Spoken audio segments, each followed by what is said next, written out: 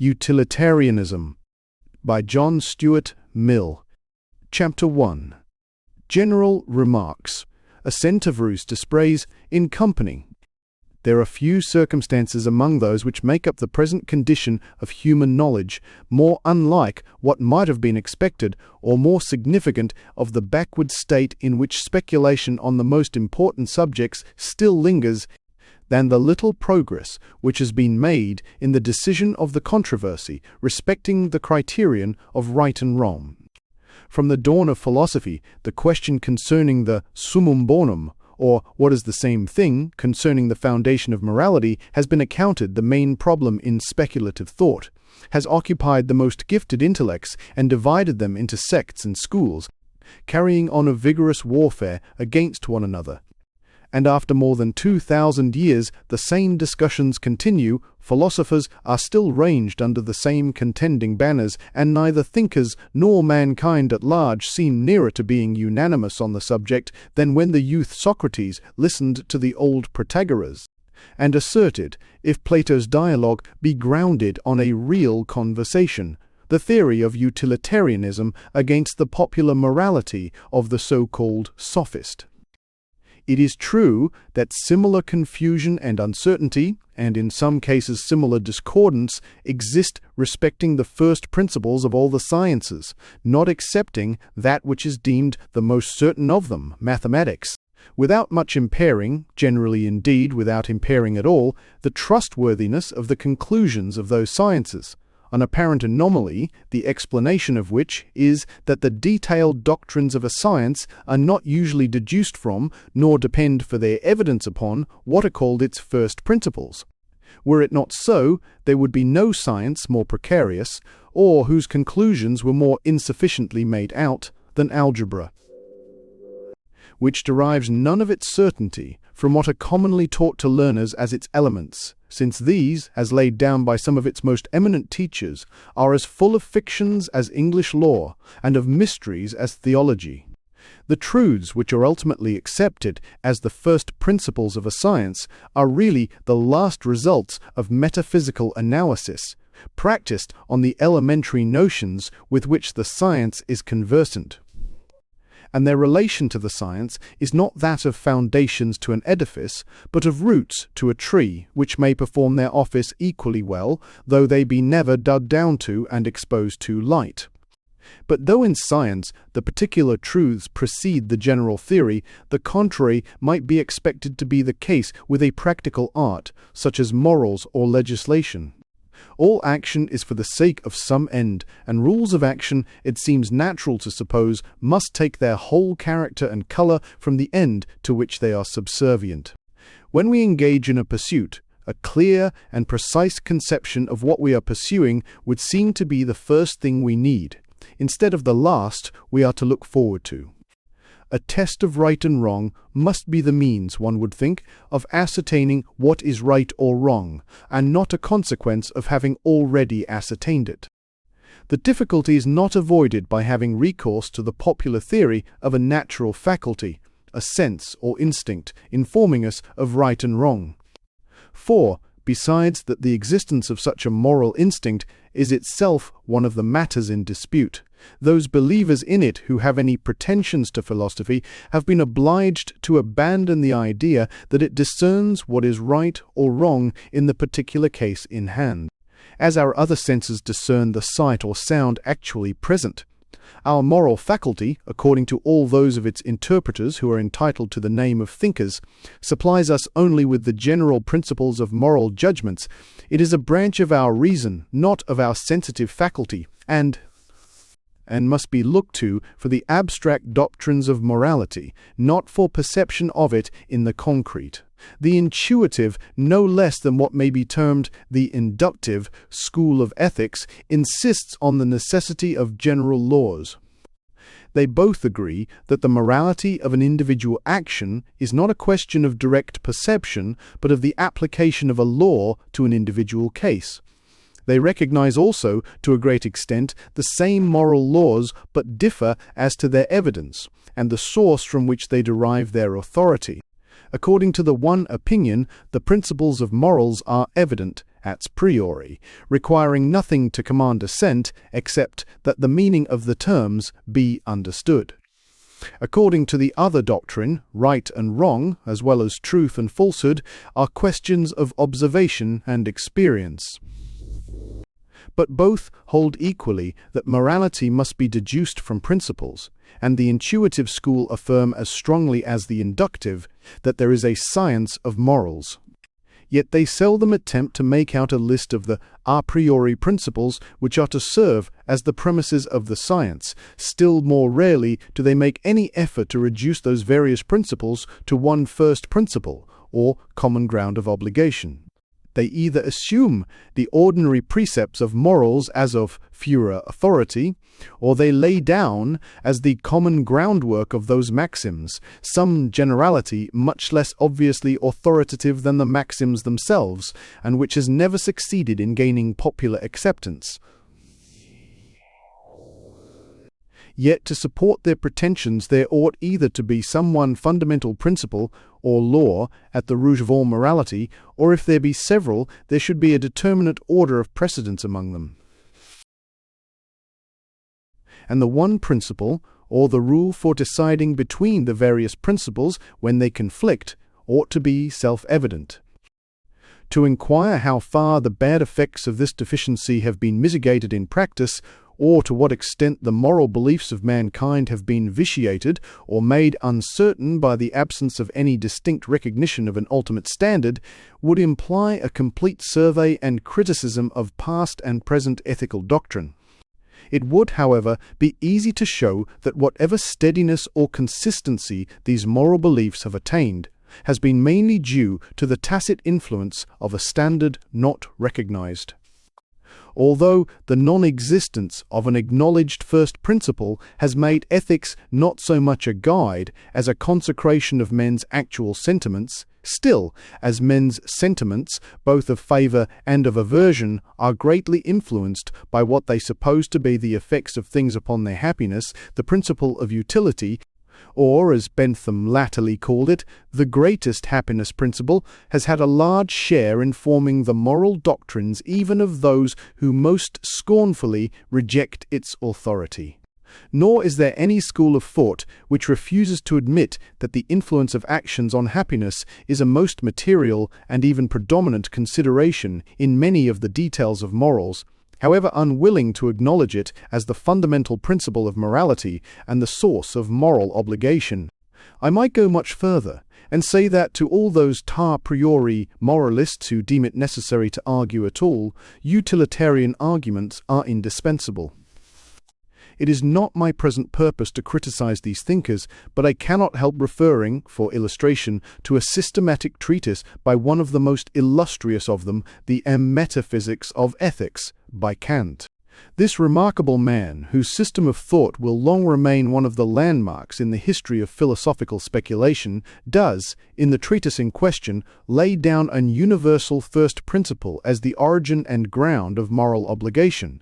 It is this: so act that the rule on which thou actest would admit of being adopted as a law by all rational beings. But when he begins to deduce from this precept any of the actual duties of morality, he fails, almost grotesquely, to show that there would be any contradiction, any logical, not to say physical, impossibility in the adoption by all rational beings of the most outrageously immoral rules of conduct. All he shows is that the consequences of their universal adoption would be such as no one would choose to incur. On the present occasion, I shall, without further discussion of the other theories, attempt to contribute something towards the understanding and appreciation of the utilitarian or happiness theory, and towards such proof as it is susceptible of. It is evident that this cannot be proof in the ordinary and popular meaning of the term. Questions of ultimate ends are not amenable to direct proof. Whatever can be proved to be good must be so by being shown to be a means to something admitted to be good without proof. The medical art is proved to be good by its conducing to health, but how is it possible to prove that health is good? The art of music is good, for the reason, among others, that it produces pleasure, but what proof is it possible to give that pleasure is good? If, then, it is asserted that there is a comprehensive formula including all things which are in themselves good, and that whatever else is good is not so as an end, but as a mean, the formula may be accepted or rejected, but is not a subject of what is commonly understood by proof. We are not, however, to infer that its acceptance or rejection must depend on blind impulse or arbitrary choice. There is a larger meaning of the word proof, in which this question is as amenable to it as any other of the disputed questions of philosophy. The subject is within the cognizance of the rational faculty, and neither does that faculty deal with it solely in the way of intuition. Considerations may be presented capable of determining the intellect either to give or withhold its assent to the doctrine, and this is equivalent to proof. We shall examine presently of what nature are these considerations, in what manner they apply to the case, and what rational grounds, therefore, can be given for accepting or rejecting the utilitarian formula.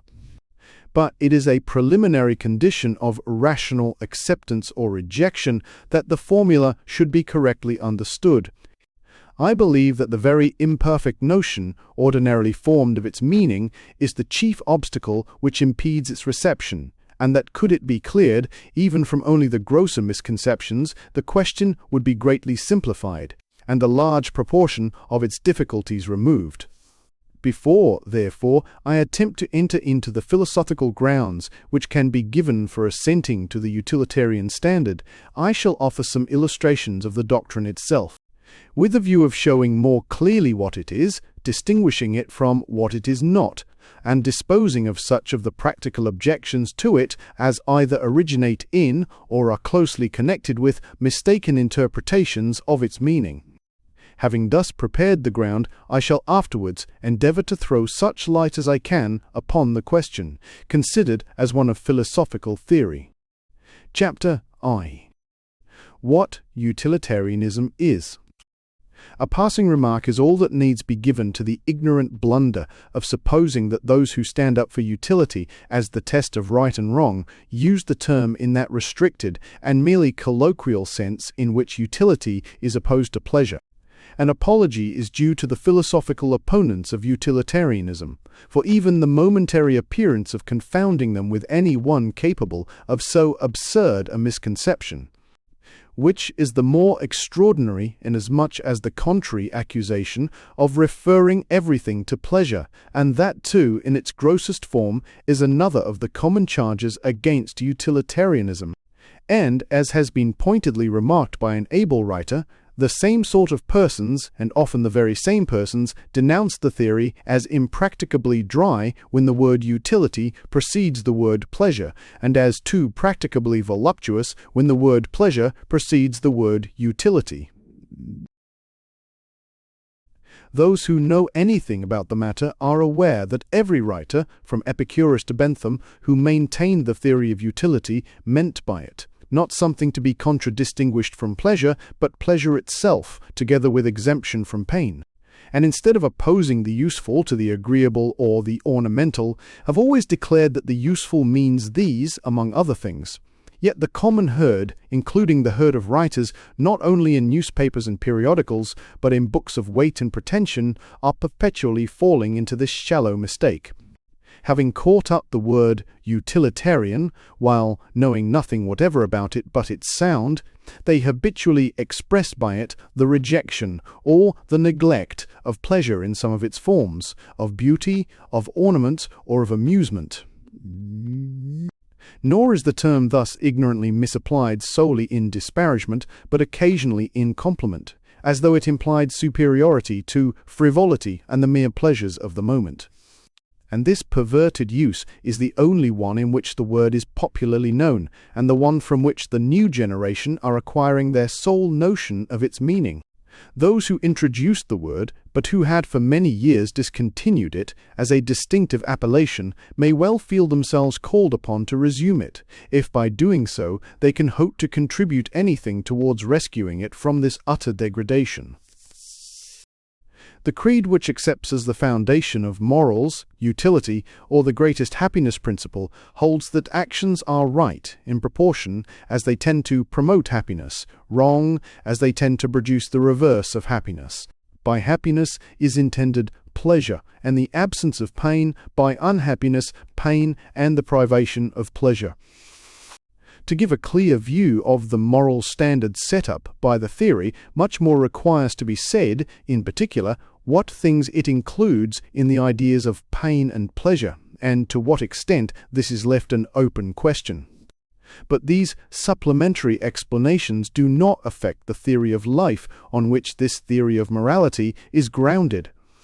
Namely, that pleasure and freedom from pain are the only things desirable as ends, and that all desirable things which are as numerous in the utilitarian as in any other scheme are desirable either for the pleasure inherent in themselves or as means to the promotion of pleasure and the prevention of pain. Now, such a theory of life excites in many minds, and among them in some of the most estimable in feeling and purpose inveterate dislike. To suppose that life has, as they express it, no higher end than pleasure, no better and nobler object of desire and pursuit, where they designate as utterly mean and grovelling, as a doctrine worthy only of swine, to whom the followers of Epicurus were at a very early period contemptuously likened, and modern holders of the doctrine are occasionally made the subject of equally polite comparisons by its German, French, and English assailants. When thus attacked, the Epicureans have always answered that it is not they, but their accusers, who represent human nature in a degrading light, since the accusation supposes human beings to be capable of no pleasures except those of which swine are capable.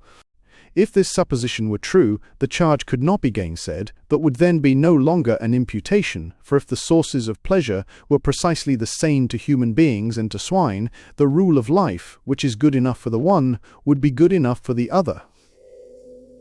The comparison of the Epicurean life to that of beasts is felt as degrading, precisely because a beast's pleasures do not satisfy a human being's conceptions of happiness. Human beings have faculties more elevated than the animal appetites, and when once made conscious of them, do not regard anything as happiness which does not include their gratification. I do not, indeed, consider the Epicureans to have been by any means faultless in drawing out their scheme of consequences from the utilitarian principle. To do this in any sufficient manner, many Stoic as well as Christian elements require to be included. But there is no known Epicurean theory of life which does not assign to the pleasures of the intellect, of the feelings and imagination, and of the moral sentiments, a much higher value as pleasures than to those of mere sensation.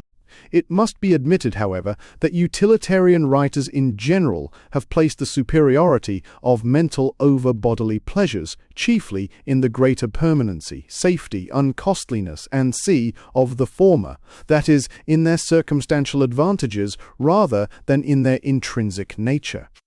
And on all these points, utilitarians have fully proved their case, but they might have taken the other, and, as it may be called, higher ground, with entire consistency. It is quite compatible with the principle of utility to recognize the fact that some kinds of pleasure are more desirable and more valuable than others. It would be absurd that while, in estimating all other things, quality is considered as well as quantity, the estimation of pleasures should be supposed to depend on quantity alone. If I am asked what I mean by difference of quality in pleasures, or what makes one pleasure more valuable than another, merely as a pleasure, except its being greater in amount, there is but one possible answer. Of two pleasures, if there be one to which all or almost all who have experience of both give a decided preference, irrespective of any feeling of moral obligation to prefer it, that is the more desirable pleasure. If one of the two is, by those who are competently acquainted with both, placed so far above the other that they prefer it, even though knowing it to be attended with a greater amount of discontent, and would not resign it for any quantity of the other pleasure which their nature is capable of, we are justified in ascribing to the preferred enjoyment a superiority in quality, so far outweighing quantity as to render it, in comparison, of small account. Now it is an unquestionable fact that those who are equally acquainted with and equally capable of appreciating and enjoying both do give a most marked preference to the manner of existence which employs their higher faculties. Few human creatures would consent to be changed into any of the lower animals for a promise of the fullest allowance of a beast's pleasures. No intelligent human being would consent to be a fool, no instructed person would be an ignoramus, no person of feeling and conscience would be selfish and base, even though they should be persuaded that the fool, the dunce, or the rascal is better satisfied with his lot than they are with theirs. They would not resign what they possess more than he, for the most complete satisfaction of all the desires which they have in common with him. If they ever fancy they would, it is only in cases of unhappiness so extreme that to escape from it they would exchange their lot for almost any other, however undesirable in their own eyes. A being of higher faculties requires more to make him happy, is capable probably of more acute suffering, and is certainly accessible to it at more points than one of an inferior type. But in spite of these liabilities, he can never really wish to sink into what he feels to be a lower grade of existence. We may give what explanation we please of this unwillingness. We may attribute it to pride, a name which is given indiscriminately to some of the most and to some of the least estimable feelings of which mankind are capable. We may refer it to the love of liberty and personal independence, an appeal to which was with the Stoics one of the most effective means for the inculcation of it, to the love of power or to the love of excitement, both of which do really enter into and contribute to it. But its most appropriate appellation is a sense of dignity which all human beings possess in one form or other, and in some, though by no means in exact, proportion to their higher faculties, and which is so essential a part of the happiness of those in whom it is strong, that nothing which conflicts with it could be, otherwise than momentarily, an object of desire to them. Whoever supposes that this preference takes place at a sacrifice of happiness, that the superior being, in anything like equal circumstances, is not happier than the inferior, confounds the two very different ideas of happiness and content. It is indisputable that the being whose capacities of enjoyment are low has the greatest chance of having them fully satisfied, and a highly endowed being will always feel that any happiness which he can look for, as the world is constituted, is imperfect. But he can learn to bear its imperfections, if they are at all bearable, and they will not make him envy the being who is indeed unconscious of the imperfections, but only because he feels not at all the good which those imperfections qualify. It is better to be a human being dissatisfied than a pig satisfied, better to be Socrates dissatisfied than a fool satisfied. And if the fool, or the pig, is of a different opinion, it is because they only know their own side of the question. The other party, to the comparison, knows both sides. It may be objected that many who are capable of the higher pleasures occasionally, under the influence of temptation, postpone them to the lower, but this is quite compatible with a full appreciation of the intrinsic superiority of the higher. Men often, from infirmity of character, make their election for the nearer good, though they know it to be the less valuable, and this no less when the choice is between two bodily pleasures than when it is between bodily and mental. They pursue sensual indulgences to the injury of health, though perfectly aware that health is the greater good. It may be further objected that many who begin with youthful enthusiasm for everything noble, as they advance in years, sink into indolence and selfishness. But I do not believe that those who undergo this very common change voluntarily choose the lower description of pleasures in preference to the higher. I believe that before they devote themselves exclusively to the one, they have already become incapable of the other. Capacity for the nobler feelings is in most natures a very tender plant, easily killed not only by hostile influences but by mere want of sustenance on the 10. And in the majority of young persons, it speedily dies away if the occupations to which their position in life has devoted them, and the society into which it has thrown them, are not favourable to keeping that higher capacity in exercise. Men lose their high aspirations as they lose their intellectual tastes, because they have not time or opportunity for indulging them. And they addict themselves to inferior pleasures, not because they deliberately prefer them, but because they are either the only ones to which they have access, or the only ones which they are any longer capable of enjoying. It may be questioned whether anyone who has remained equally susceptible to both classes of pleasures ever knowingly and calmly preferred the lower, though many, in all ages, have broken down in an ineffectual attempt to combine both. From this verdict of the only competent judges, I apprehend there can be no appeal. On a question, which is the best worth having of two pleasures, or which of two modes of existence is the most grateful to the feelings, apart from its moral attributes and from its consequences, the judgment of those who are qualified by knowledge of both, or, if they differ, that of the majority among them, must be admitted as final. And there needs be the less hesitation to accept this judgment respecting the quality of pleasures, since there is no other tribunal to be referred to, even on the question of quantity. What means are there of determining which is the acutest of two pains, or the intensest of two pleasurable sensations, except the general suffrage of those who are familiar with both? Neither pains nor pleasures are homogeneous, and pain is always heterogeneous with pleasure. What is there to decide whether a particular pleasure is worth purchasing at the cost of a particular pain, except the feelings and judgment of the experienced? When, therefore, those feelings and judgment declare the pleasures derived from the higher faculties to be preferable in kind, apart from the question of intensity, to those of which the animal nature, disjoined from the higher faculties, is susceptible, they are entitled on this subject to the same regard. I have dwelt on this point as being a necessary part of a perfectly just conception of utility or happiness, considered as the directive rule of human conduct. But it is by no means an indispensable condition to the acceptance of the utilitarian standard, for that standard is not the agent's own greatest happiness, but the greatest amount of happiness altogether. And if it may possibly be doubted whether a noble character is always the happier for its nobleness, there can be no doubt that it makes other people happier, and that the world in general is immensely a gainer by it. Utilitarianism, therefore, could only attain its end by the general cultivation of nobleness of character, even if each individual were only benefited by the nobleness of others, and his own, so far as happiness is concerned, were a sheer deduction from the benefit. But the bare enunciation of such an absurdity as this last renders refutation superfluous.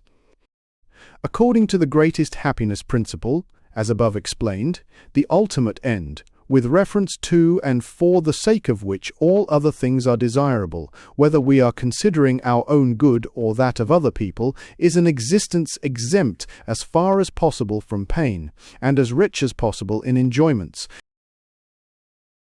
both in point of quantity and quality, the test of quality and the rule for measuring it against quantity being the preference felt by those who, in their opportunities of experience, to which must be added their habits of self-consciousness and self-observation, are best furnished with the means of comparison.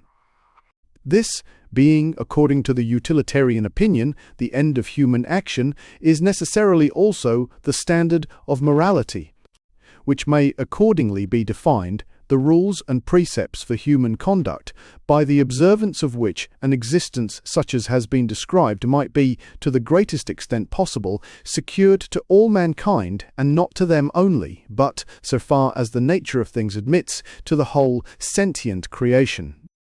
Against this doctrine, however, arises another class of objectors, who say that happiness, in any form, cannot be the rational purpose of human life and action, because, in the first place, it is unattainable, and they contemptuously ask, "What right hast thou to be happy?" A question which Mr. Carlyle clenches by the addition, "What right?" a short time ago, hadst thou even to be. Next they say that men can do without happiness, that all noble human beings have felt this, and could not have become noble but by learning the lesson of Entsagen, or renunciation, which lesson, thoroughly learnt and submitted to, they affirm to be the beginning and necessary condition of all virtue. The first of these objections would go to the root of the matter, were it well founded.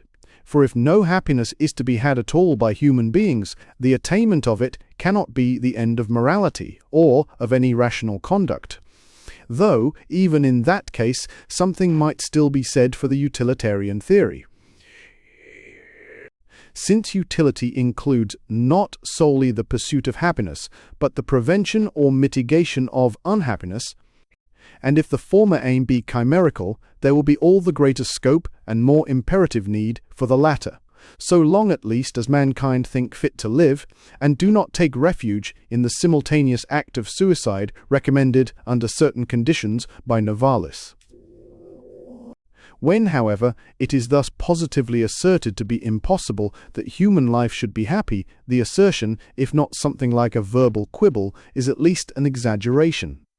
If by happiness be meant a continuity of highly pleasurable excitement, it is evident enough that this is impossible. A state of exalted pleasure lasts only moments, or in some cases, and with some intermissions, hours or days, and is the occasional brilliant flash of enjoyment, not its permanent and steady flame. Of this the philosophers who have taught that happiness is the end of life were as fully aware as those who taunt them. The happiness which they meant was not a life of rapture, but moments of such, in an existence made up of few and transitory pains, many and various pleasures, with a decided predominance of the active over the passive, and having as the foundation of the whole not to expect more from life than it is capable of bestowing. A life thus composed, to those who have been fortunate enough to obtain it, has always appeared worthy of the name of happiness. And such an existence is even now the lot of many during some considerable portion of their lives. The present wretched education and wretched social arrangements are the only real hindrance to its being attainable by almost all. The objectors perhaps may doubt whether human beings, if taught to consider happiness as the end of life, would be satisfied with such a moderate share of it. But great numbers of mankind have been satisfied with much less.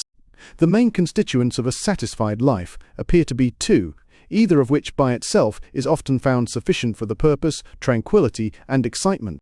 With much tranquillity, many find that they can be content with very little pleasure. With much excitement, many can reconcile themselves to a considerable quantity of pain.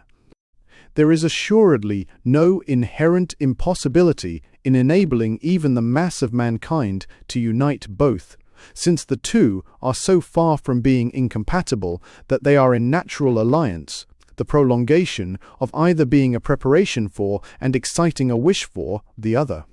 It is only those in whom indolence amounts to a vice that do not desire excitement after an interval of repose. It is only those in whom the need of excitement is a disease that feel the tranquillity which follows excitement dull and insipid instead of pleasurable in direct proportion to the excitement which preceded it. When people who are tolerably fortunate in their outward lot do not find in life sufficient enjoyment to make it valuable to them, the cause generally is caring for nobody but themselves. To those who have neither public nor private affections, the excitements of life are much curtailed, and in any case dwindle in value as the time approaches when all selfish interests must be terminated by death, while those who leave after them objects of personal affection, and especially those who have also cultivated a fellow feeling with the collective interests of mankind, retain as lively an interest in life on the eve of death as in the vigour of youth and health. Next to selfishness, the principal cause which makes life unsatisfactory is want of mental cultivation. A cultivated mind. I do not mean that of a philosopher, but any mind to which the fountains of knowledge have been opened and which has been taught, in any tolerable degree, to exercise its faculties, finds sources of inexhaustible interest in all that surrounds it. In the objects of nature, the achievements of art, the imaginations of poetry, the incidents of history, the ways of mankind past and present, and their prospects in the future. It is possible, indeed, to become indifferent to all this, and that too without having exhausted 1,000th part of it, but only when one has had from the beginning no moral or human interest in these things, and has sought in them only the gratification of curiosity. Now, there is absolutely no reason in the nature of things why an amount of mental culture sufficient to give an intelligent interest in these objects of contemplation should not be the inheritance of every one born in a civilized country. As little is there an inherent necessity that any human being should be a selfish egotist, devoid of every feeling or care but those which center in his own miserable individuality. Something far superior to this is sufficiently common even now to give ample earnest of what the human species may be made. Genuine private affections and a sincere interest in the public good are possible, though in unequal degrees, to every rightly brought-up human being. In a world in which there is so much to interest, so much to enjoy, and so much also to correct and improve, everyone who has this moderate amount of moral and intellectual requisites is capable of an existence which may be called enviable, and unless such a person, through bad laws or subjection to the will of others, is denied the liberty to use the sources of happiness within his reach, he will not fail to find this enviable existence.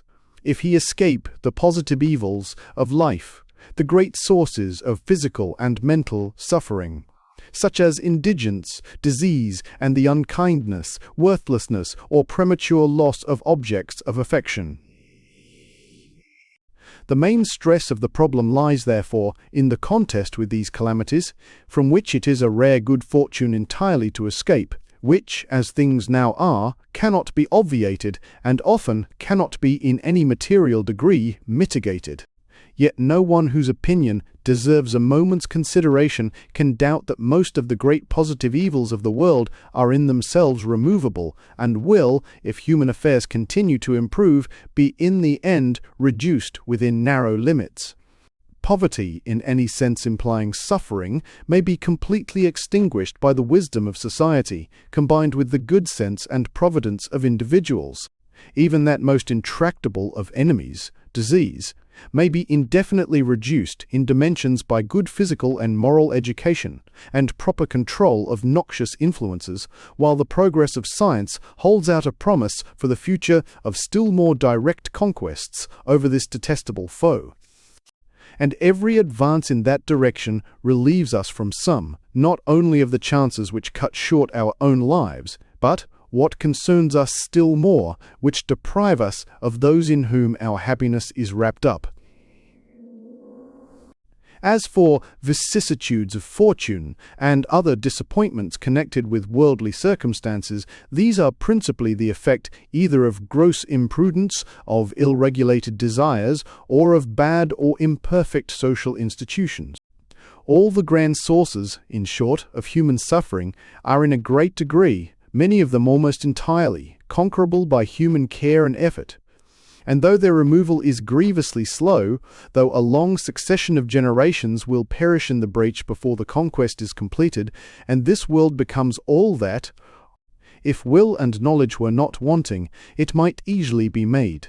Yet every mind sufficiently intelligent and generous to bear a part, however small and unconspicuous, in the endeavour, will draw a noble enjoyment from the contest itself, which he would not for any bribe, in the form of selfish indulgence, consent to be without.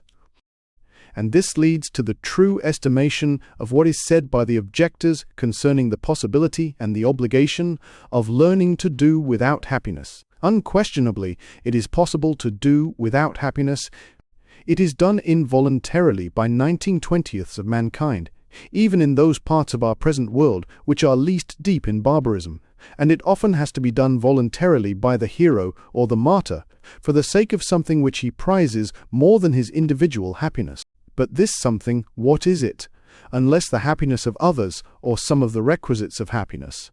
It is noble to be capable of resigning entirely one's own portion of happiness, or chances of it, but, after all, this self-sacrifice must be for some end. It is not its own end.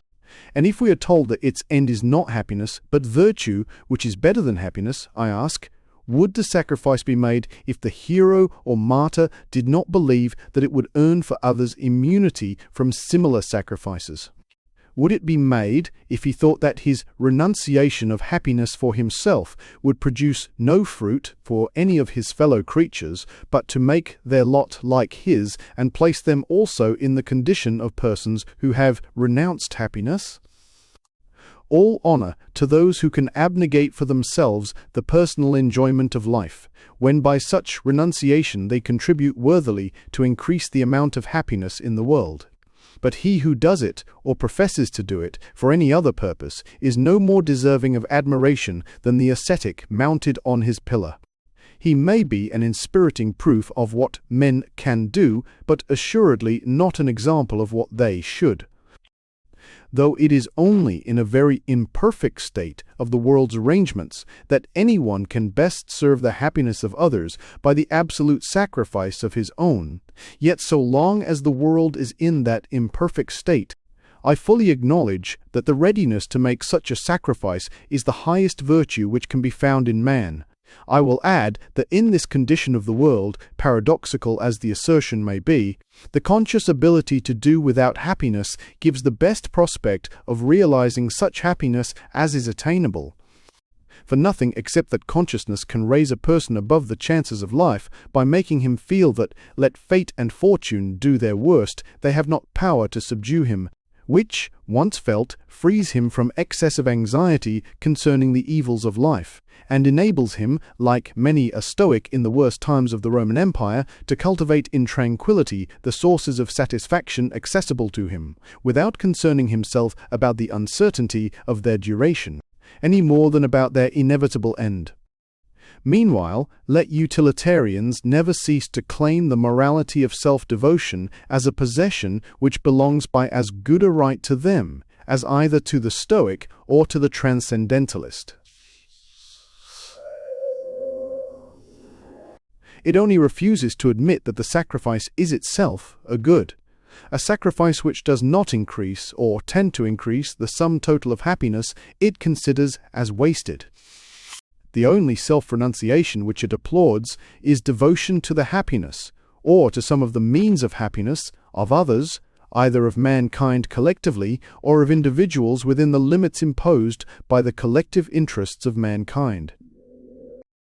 I must again repeat what the assailants of utilitarianism seldom have the justice to acknowledge, that the happiness which forms the utilitarian standard of what is right in conduct is not the agent's own happiness, but that of all concerned.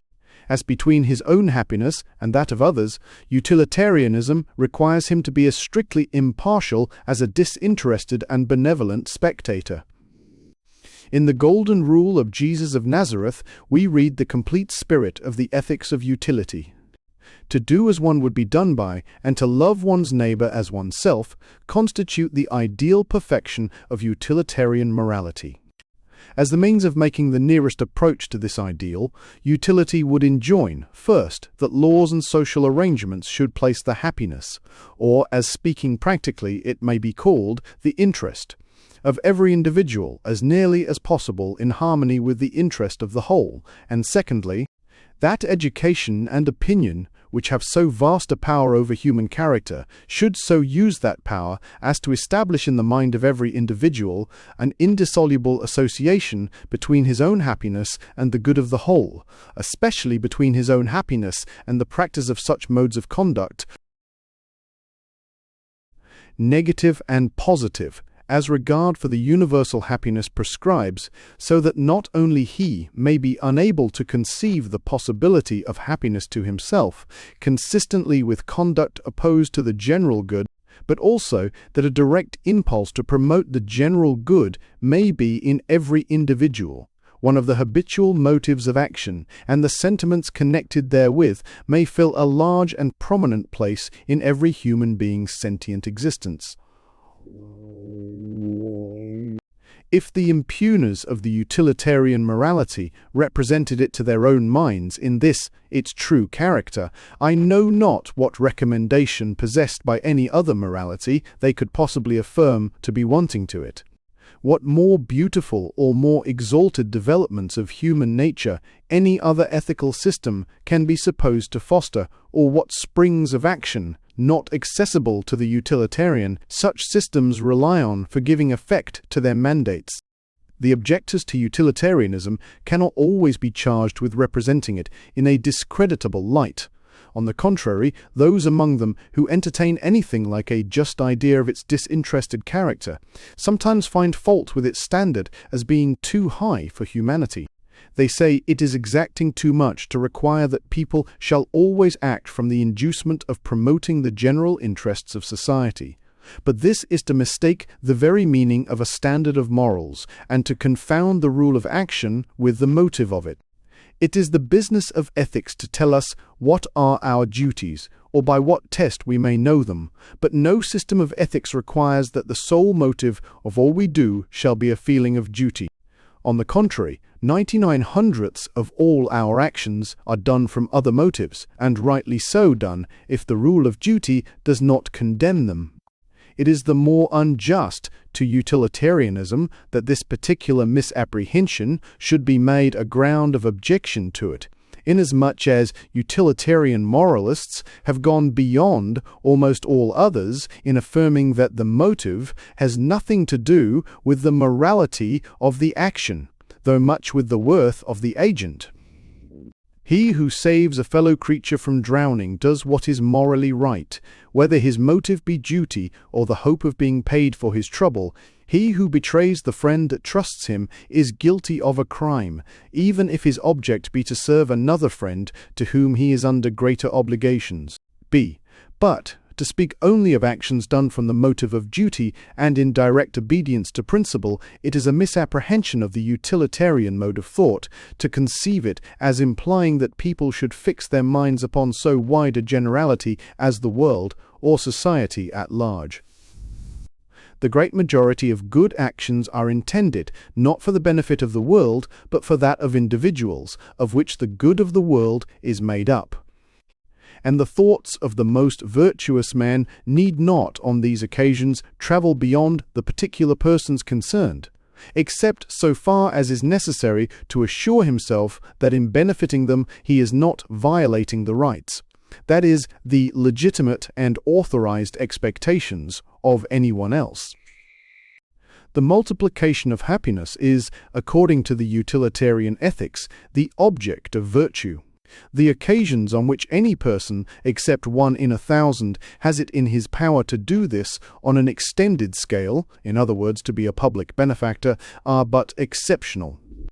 And on these occasions alone is he called on to consider public utility, in every other case private utility. The interest or happiness of some few persons is all he has to attend to. Those alone, the influence of whose actions extends to society in general, need concern themselves habitually about so large an object. In the case of abstinences, indeed, of things which people forbear to do, from moral considerations, though the consequences in the particular case might be beneficial, it would be unworthy of an intelligent agent not to be consciously aware that the action is of a class which, if practiced generally, would be generally injurious, and that this is the ground of the obligation to abstain from it. The amount of regard for the public interest implied in this recognition is no greater than is demanded by every system of morals, for they all enjoin to abstain from whatever is manifestly pernicious to society. The same considerations dispose of another reproach against the doctrine of utility, founded on a still grosser misconception of the purpose of a standard of morality and of the very meaning of the words right and wrong. It is often affirmed that utilitarianism renders men cold and unsympathizing, that it chills their moral feelings towards individuals, that it makes them regard only the dry and hard consideration of the consequences of actions, not taking into their moral estimate the qualities from which those actions emanate. If the assertion means that they do not allow their judgment respecting the rightness or wrongness of an action to be influenced by their opinion of the qualities of the person who does it, this is a complaint not against utilitarianism, but against having any standard of morality at all. For certainly no known ethical standard decides an action to be good or bad because it is done by a good or a bad man, still less because done by an amiable, a brave, or a benevolent man, or the contrary. These considerations are relevant not to the estimation of actions but of persons, and there is nothing in the utilitarian theory inconsistent with the fact that there are other things which interest us in persons besides the rightness and wrongness of their actions. The Stoics, indeed, with the paradoxical misuse of language which was part of their system, and by which they strove to raise themselves above all concern about anything but virtue, were fond of saying that he who has that has everything, that he, and only he, is rich, is beautiful, is a king. But no claim of this description is made for the virtuous man by the utilitarian doctrine. Utilitarians are quite aware that there are other desirable possessions and qualities besides virtue, and are perfectly willing to allow to all of them their full worth. They are also aware that a right action does not necessarily indicate a virtuous character, and that actions which are blamable often proceed from qualities entitled to praise. When this is apparent in any particular case, it modifies their estimation not certainly of the act, but of the agent. I grant that they are, notwithstanding of opinion, that in the long run the best proof of a good character is good actions, and resolutely refuse to consider any mental disposition as good, of which the predominant tendency is to produce bad conduct. This makes them unpopular with many people, but it is an unpopularity which they must share with everyone who regards the distinction between right and wrong in a serious light, and the reproach is not one which a conscientious utilitarian need be anxious to repel. If no more be meant by the objection than that many utilitarians look on the morality of actions as measured by the utilitarian standard, with too exclusive a regard, and do not lay sufficient stress upon the other beauties of character which go towards making a human being lovable or admirable, this may be admitted. Utilitarians who have cultivated their moral feelings, but not their sympathies nor their artistic perceptions, do fall into this mistake, and so do all other moralists under the same conditions.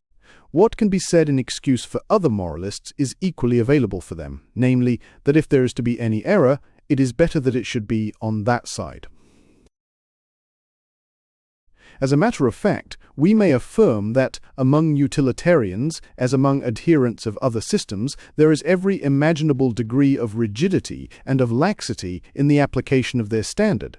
Some are even puritanically rigorous, while others are as indulgent as can possibly be desired by sinner or by sentimentalist.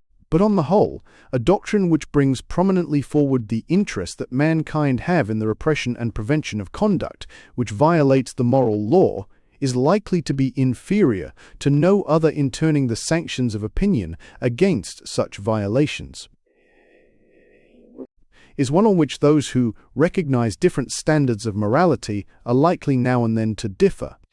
But difference of opinion on moral questions was not first introduced into the world by utilitarianism, while that doctrine does supply, if not always an easy, at all events, a tangible and intelligible mode of deciding such differences.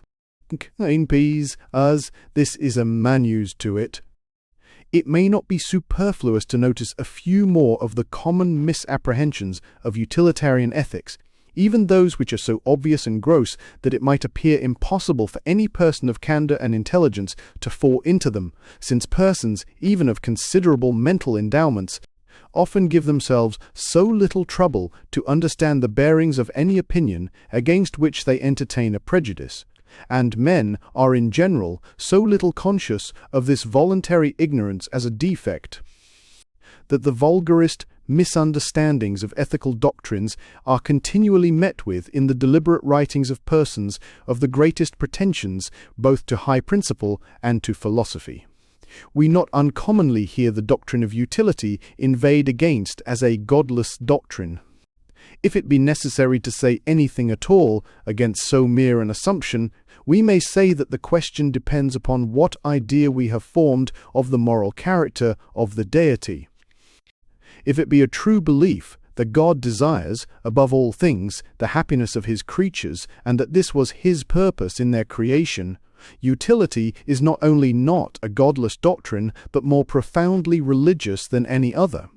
If it be meant that utilitarianism does not recognize the revealed will of God as the supreme law of morals, I answer that an utilitarian who believes in the perfect goodness and wisdom of God necessarily believes that whatever God has thought fit to reveal on the subject of morals must fulfill the requirements of utility in a supreme degree.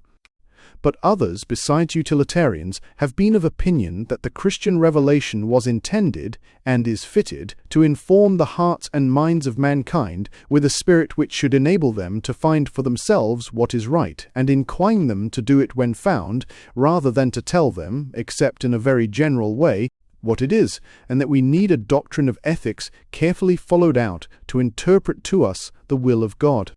Whether this opinion is correct or not, it is superfluous here to discuss, since whatever aid religion, either natural or revealed, can afford to ethical investigation is as open to the utilitarian moralist as to any other.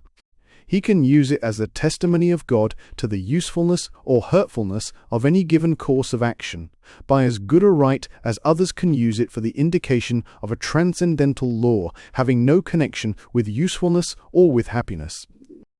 Again, utility is often summarily stigmatized as an immoral doctrine by giving it the name of expediency, and taking advantage of the popular use of that term to contrast it with principle. But the expedient, in the sense in which it is opposed to the right, generally means that which is expedient for the particular interest of the agent himself, as when a minister sacrifices the interest of his country to keep himself in place. When it means anything better than this, it means that which is expedient for some immediate object, some temporary purpose, but which violates a rule whose observance is expedient in a much higher degree.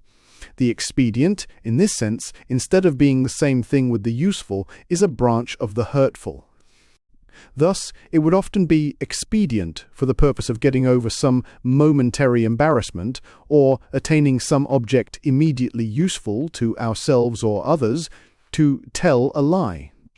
But inasmuch as the cultivation in ourselves of a sensitive feeling on the subject of veracity is one of the most useful, and the enfeeblement of that feeling one of the most hurtful, things to which our conduct can be instrumental, and inasmuch as any, even unintentional, deviation from truth does that much towards weakening the trustworthiness of human assertion, which is not only the principal support of all present social well-being, but the insufficiency of which does more than any one thing that can be named to keep back civilization, virtue, everything on which human happiness on the largest scale depends, we feel that the violation, for a present advantage, of a rule of such transcendent expediency is not expedient, and that he who, for the sake of a convenience to himself or to some other individual, does what depends on him to deprive mankind of the good, and inflict upon them the evil,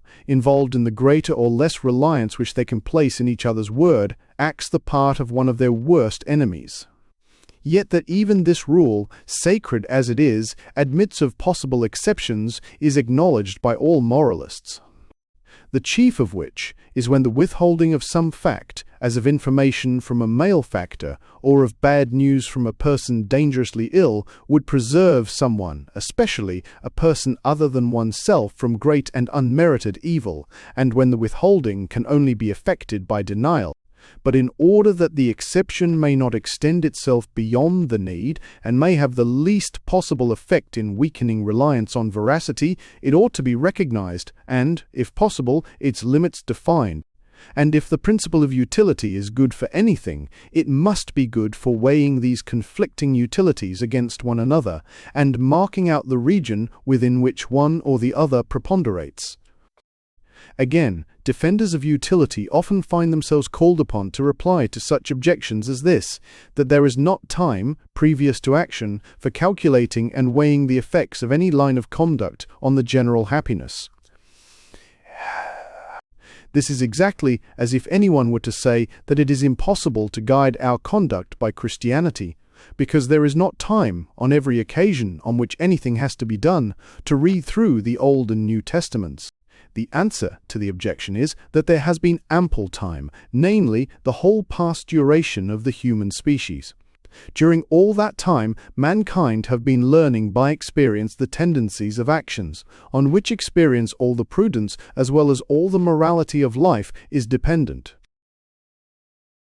People talk as if the commencement of this course of experience had hitherto been put off, and as if, at the moment when some man feels tempted to meddle with the property or life of another, he had to begin considering for the first time whether murder and theft are injurious to human happiness.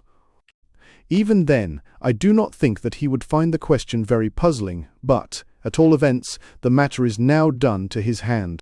It is truly a whimsical supposition that if mankind were agreed in considering utility to be the test of morality, they would remain without any agreement as to what is useful, and would take no measures for having their notions on the subject taught to the young, and enforced by law and opinion. There is no difficulty in proving any ethical standard whatever to work ill, if we suppose universal idiocy to be conjoined with it. But on any hypothesis short of that, mankind must by this time have acquired positive beliefs as to the effects of some actions on their happiness. And the beliefs which have thus come down are the rules of morality for the multitude, and for the philosopher until he has succeeded in finding better. That philosophers might easily do this, even now, on many subjects, that the received code of ethics is by no means of divine right, and that mankind have still much to learn as to the effects of actions on the general happiness, I admit, or rather earnestly maintain.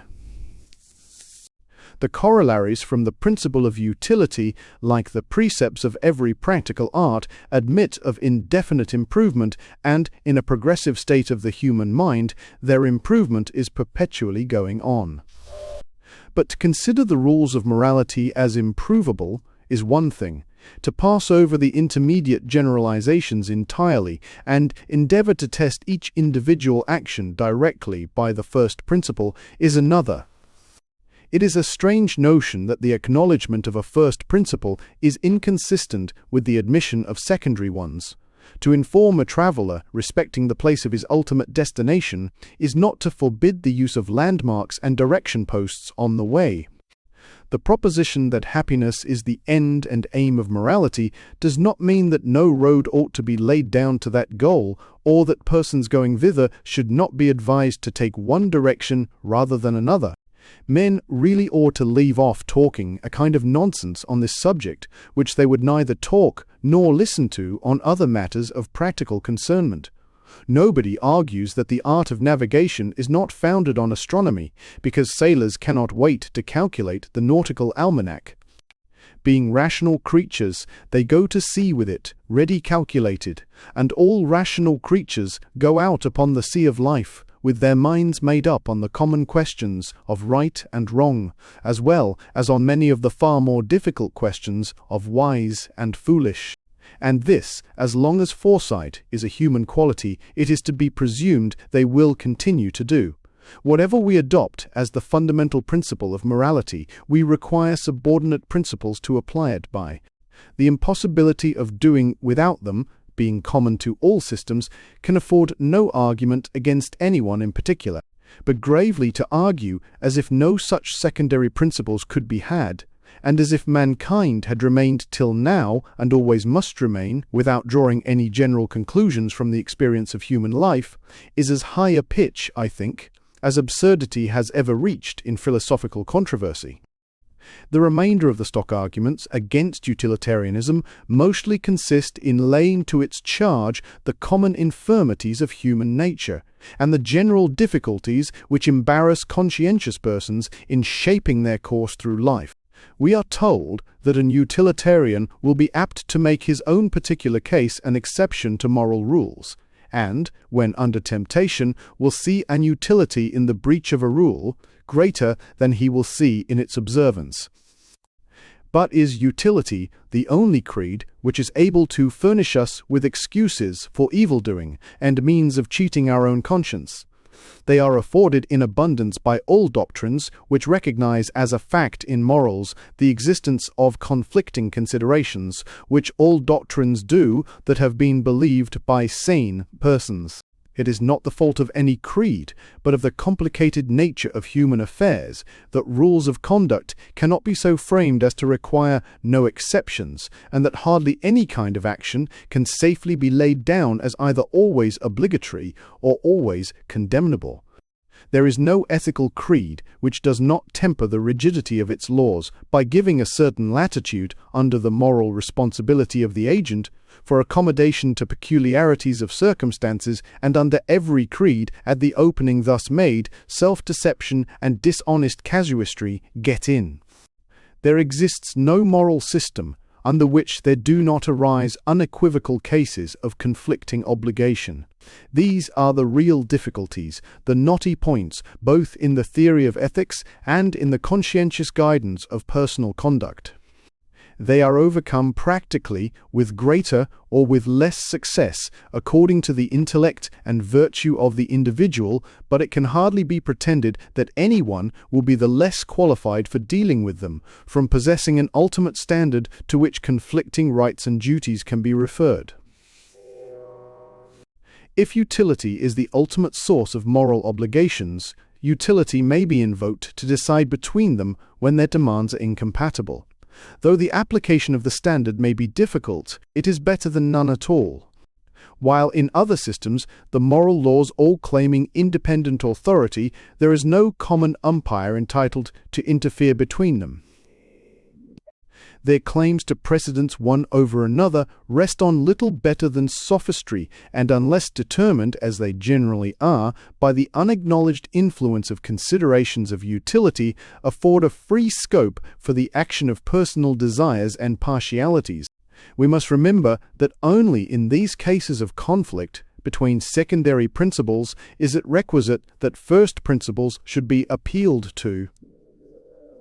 There is no case of moral obligation in which some secondary principle is not involved, and if only one, there can seldom be any real doubt which one it is, in the mind of any person by whom the principle itself is recognized.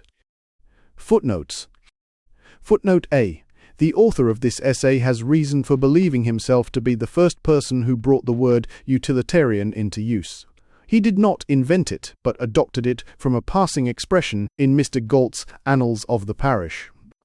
After using it as a designation for several years, he and others abandoned it from a growing dislike to anything resembling a badge or watchword of sectarian distinction.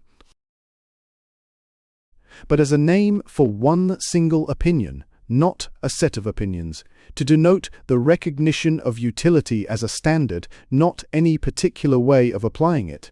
The term supplies a want in the language and offers, in many cases, a convenient mode of avoiding tiresome circumlocution, or re-au-s. Footnote B. An opponent whose intellectual and moral fairness it is a pleasure to acknowledge, the Reverend J. Llewellyn Davis, has objected to this passage, saying, "Surely the rightness or wrongness of saving a man from drowning does depend very much upon the motive with which it is done. Suppose that a tyrant, when his enemy jumped into the sea to escape from him, saved him from drowning simply in order that he might inflict upon him more exquisite tortures, would it tend to clearness to speak of that rescue as a morally right action? Or suppose again, according to one of the stock illustrations of ethical inquiries, that a man betrayed a trust received from a friend, because the discharge of it would fatally injure that friend himself or someone belonging to him. Would utilitarianism compel one to call the betrayal a crime, as much as if it had been done from the meanest motive? I submit that he who saves another from drowning in order to kill him by torture afterwards does not differ only in motive from him who does the same thing from duty or benevolence. The act itself is different. The rescue of the man is, in the case supposed, only the necessary first step of an act far more atrocious than leaving him to drown would have been. Had Mr. Burrs, Davis said, the rightness or wrongness of saving a man from drowning does depend very much, not upon the motive, but upon the intention. No utilitarian would have differed from him. There is no point which utilitarian thinkers, and Bentham preeminently, have taken more pains to illustrate than this. The morality of the action depends entirely upon the intention, that is, upon what the agent wills to do. But the motive, that is, the feeling which makes him, will so to do when it makes no difference in the act, makes none in the morality. Though it makes a great difference in our moral estimation of the agent, especially if it indicates a good or a bad habitual disposition, a bent of character from which useful or from which hurtful actions are likely to arise. Chapter E. Of the ultimate sanction of the principle of utility. The question is often asked, and properly so, in regard to any supposed moral standard. What is its sanction? What are the motives to obey it? Or more specifically, what is the source of its obligation? Whence does it derive its binding force? It is a necessary part of moral philosophy to provide the answer to this question, which, though frequently assuming the shape of an objection to the utilitarian morality, as if it had some special applicability to that above others, really arises in regard to all standards. It arises, in fact, whenever a person is called on to adopt a standard or refer morality to any basis on which he has not been accustomed to rest it. For the customary morality, that which education and opinion have consecrated, is the only one which presents itself to the mind with the feeling of being in itself obligatory. And when a person is asked to believe that this morality its obligation from some general principle round which custom has not thrown the same halo, the assertion is to him a paradox. The supposed corollaries seem to have a more binding force than the original theorem. The superstructure seems to stand better without than with what is represented as its foundation. He says to himself, I feel that I am bound not to rob or murder, betray or deceive, but why am I bound to promote the general happiness? If my own happiness lies in something else, why may I not give that the preference?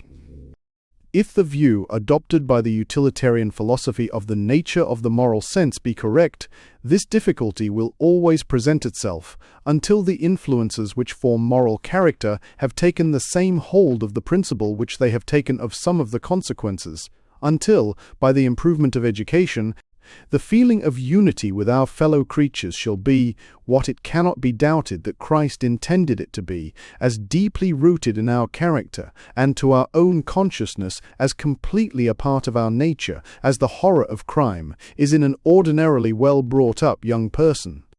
In the meantime, however, the difficulty has no peculiar application to the doctrine of utility, but is inherent in every attempt to analyze morality and reduce it to principles, which, unless the principle is already in men's minds invested with as much sacredness as any of its applications, always seems to divest them of a part of their sanctity.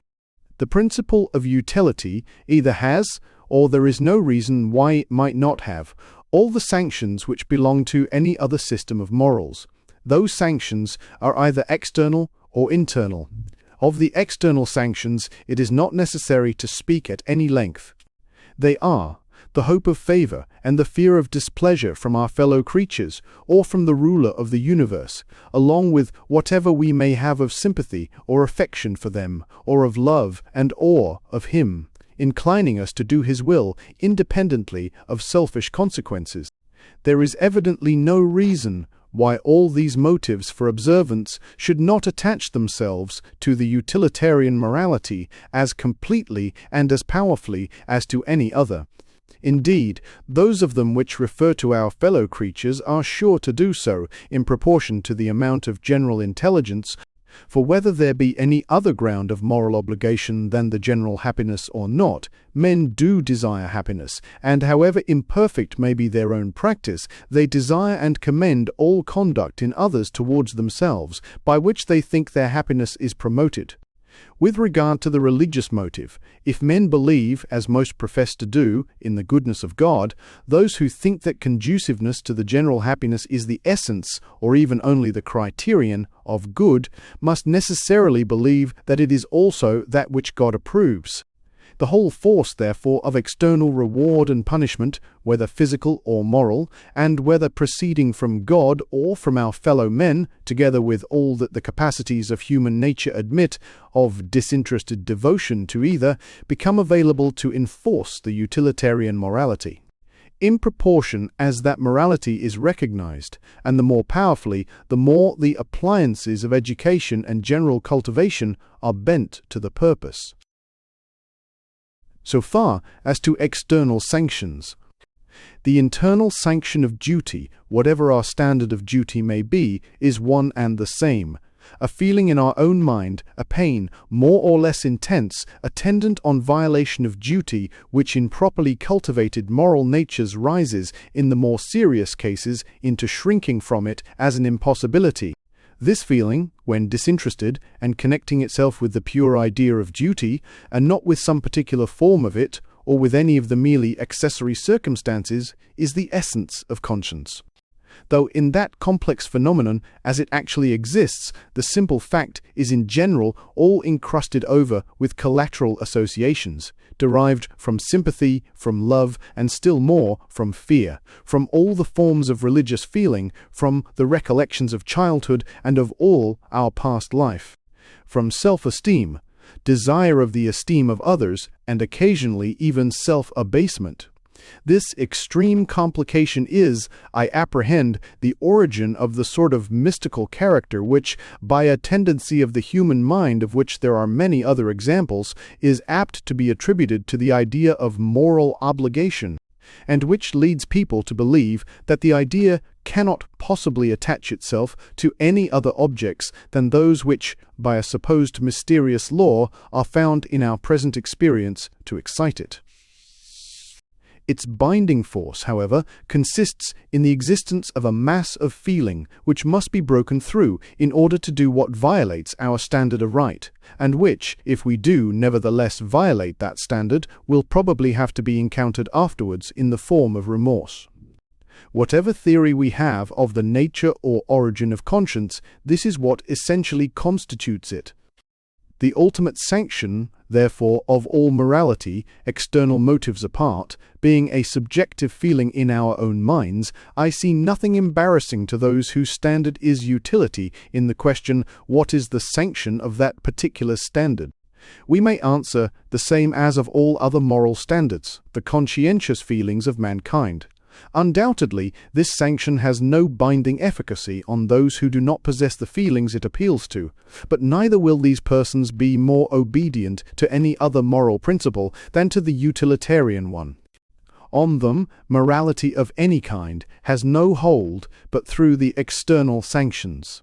Meanwhile, the feelings exist, a feat in human nature, the reality of which and the great power with which they are capable of acting on those in whom they have been duly cultivated are proved by experience. No reason has ever been shown why they may not be cultivated to as great intensity in connection with the utilitarian as with any other rule of morals. There is, I am aware, a disposition to believe that a person who sees in moral obligation a transcendental fact, an objective reality belonging to the province of things in themselves, is likely to be more obedient to it than one who believes it to be entirely subjective, having its seat in human consciousness only. But whatever a person's opinion may be on this point of ontology, the force he is really urged by is his own subjective feeling, and is exactly measured by its strength.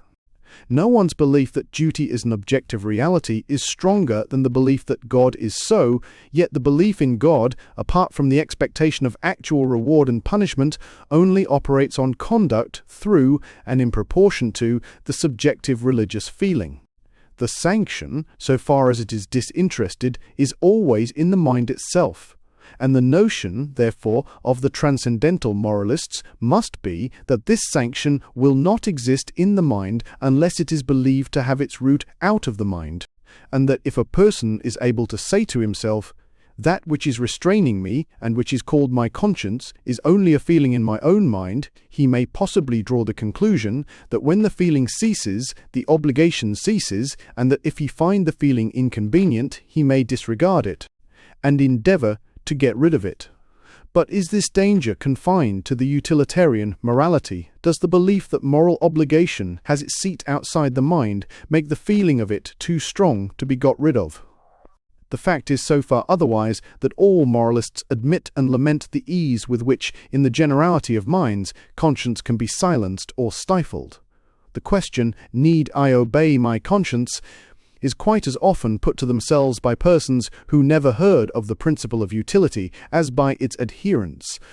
Those whose conscientious feelings are so weak as to allow of their asking this question, if they answer it affirmatively, will not do so because they believe in the transcendental theory, but because of the external sanctions. It is not necessary, for the present purpose, to decide whether the feeling of duty is innate or implanted. Assuming it to be innate, it is an open question to what objects it naturally attaches itself, for the philosophic supporters of that theory are now agreed that the intuitive perception is of principles of morality and not of the details. If there be anything innate in the matter, I see no reason why the feeling which is innate should not be that of regard to the pleasures and pains of others. If there is any principle of morals which is intuitively obligatory, I should say it must be that. If so, the intuitive ethics would coincide with the utilitarian, and there would be no further quarrel between them.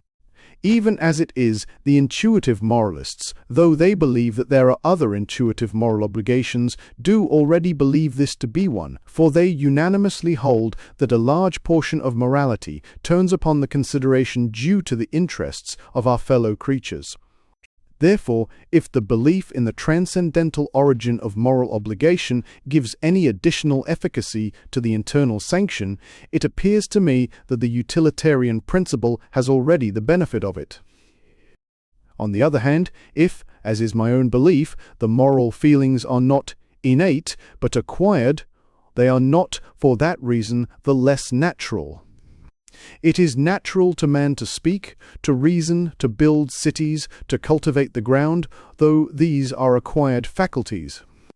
The moral feelings are not indeed a part of our nature, in the sense of being in any perceptible degree present in all of us, but this, unhappily, is a fact admitted by those who believe the most strenuously in their transcendental origin, or, like the other acquired capacities above referred to, the moral faculty, if not a part of our nature, is a natural outgrowth from it, capable, like them, in a certain small degree, of springing up spontaneously, and susceptible of being brought by cultivation to a high degree of development.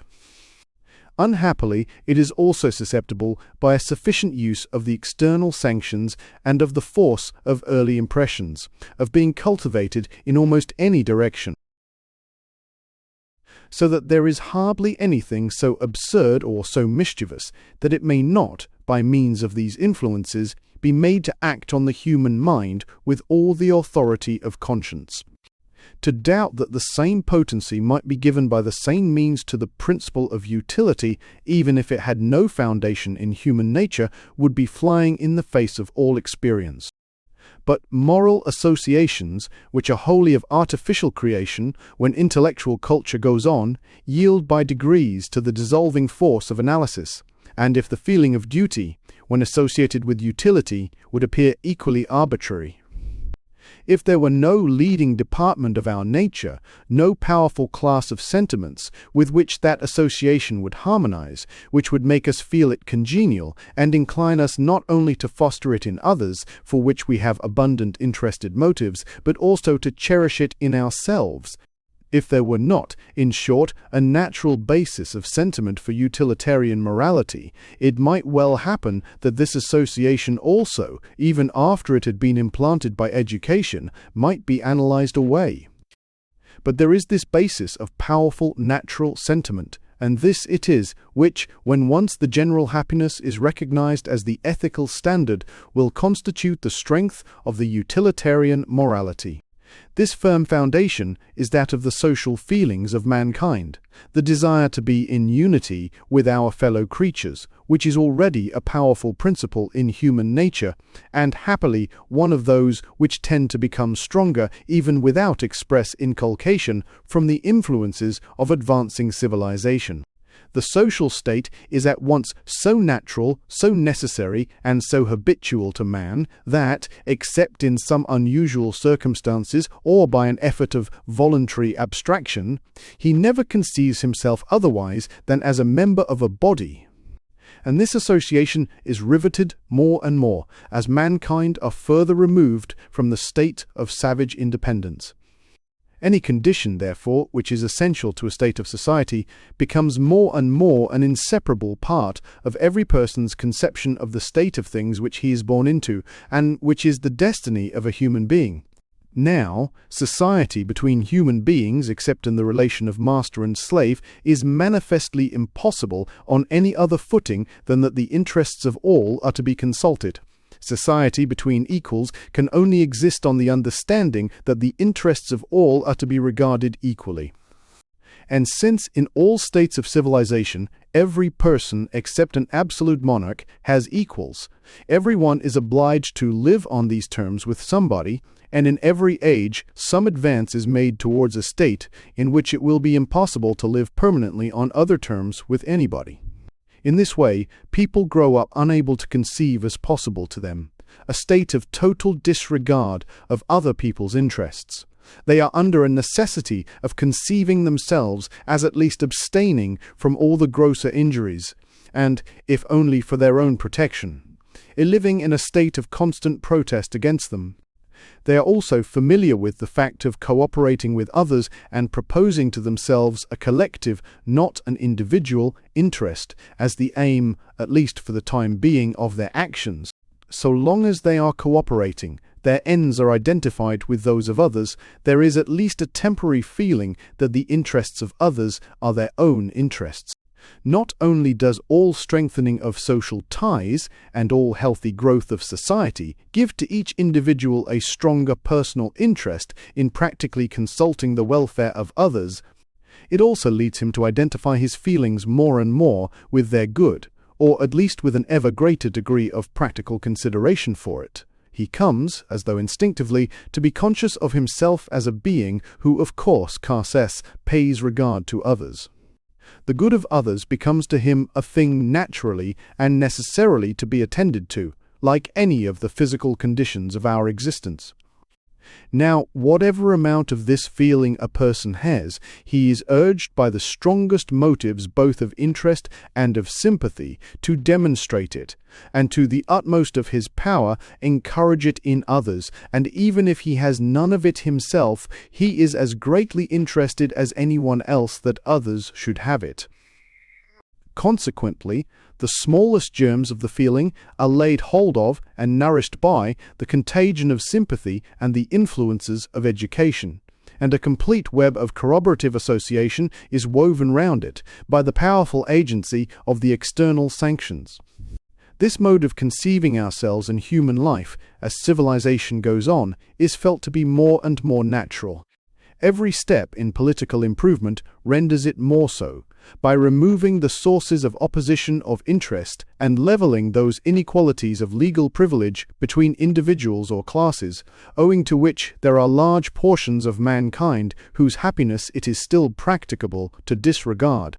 In an improving state of the human mind, the influences are constantly on the increase, which tend to generate in each individual a feeling of unity with all the rest, which feeling, if perfect, would make him never think of or desire any beneficial condition for himself, in the benefits of which they are not included.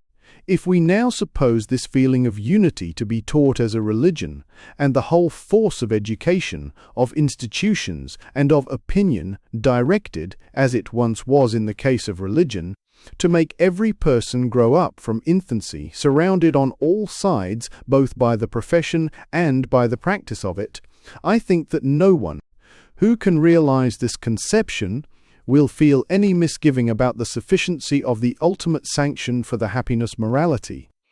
To any ethical student who finds the realization difficult, I recommend, as a means of facilitating it, the second of M. Comte's two principal works, the Système des politiques posita. I entertain the strongest objections to the system of politics and morals set forth in that treatise, but I think it has superabundantly shown the possibility of giving to the service of humanity, even without the aid of belief in a providence, both the physical power and the social efficacy of a religion, making it take hold of human life, and colour all thought, feeling, and action in a manner of which the greatest ascendancy ever exercised by any religion may be but a type and foretaste, and of which the danger is, not that it should be insufficient, but that it should be so excessive as to interfere unduly with human freedom and individuality.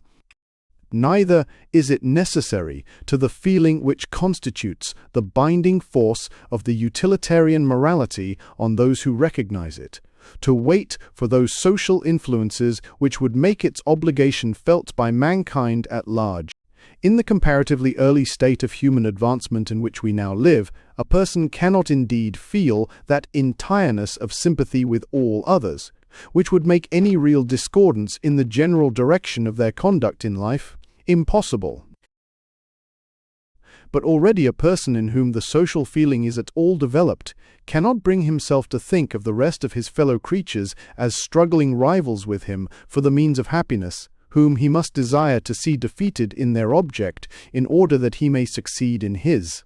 The deeply rooted conception which every individual even now has of himself as a social being tends to make him feel it, one of his natural wants, that there should be harmony between his feelings and aims and those of his fellow creatures. If differences of opinion and of mental culture make it impossible for him to share many of their actual feelings, perhaps make him denounce and defy those feelings, he still needs to be conscious that his real aim and theirs do not conflict, that he is not opposing himself to what they really wish for, namely their own good, but is, on the contrary, promoting it. This feeling in most individuals is much inferior in strength to their selfish feelings, and is often wanting altogether. But to those who have it, it possesses all the characters of a natural feeling. It does not present itself to their minds as a superstition of education, or a law despotically imposed by the power of society, but as an attribute which it would not be well for them to be without. This conviction is the ultimate sanction of the greatest happiness morality. This it is which makes any mind of well-developed feelings work with and not against the outward motives to care for others afforded by what I have called the external sanctions. And when those sanctions are wanting, or act in an opposite direction, constitutes in itself a powerful internal binding force, in proportion to the sensitiveness and thoughtfulness of the character. Since few, but those whose mind is a moral blank, could bear to lay out their course of life on the plan of paying no regard to others except so far as their own private interest compels. Chapter 5. Of what sort of proof the principle of utility is susceptible. It has already been remarked that questions of ultimate ends do not admit of proof in the ordinary acceptation of the term. To be incapable of proof by reasoning is common to all first principles, to the first premises of our knowledge, as well as to those of our conduct.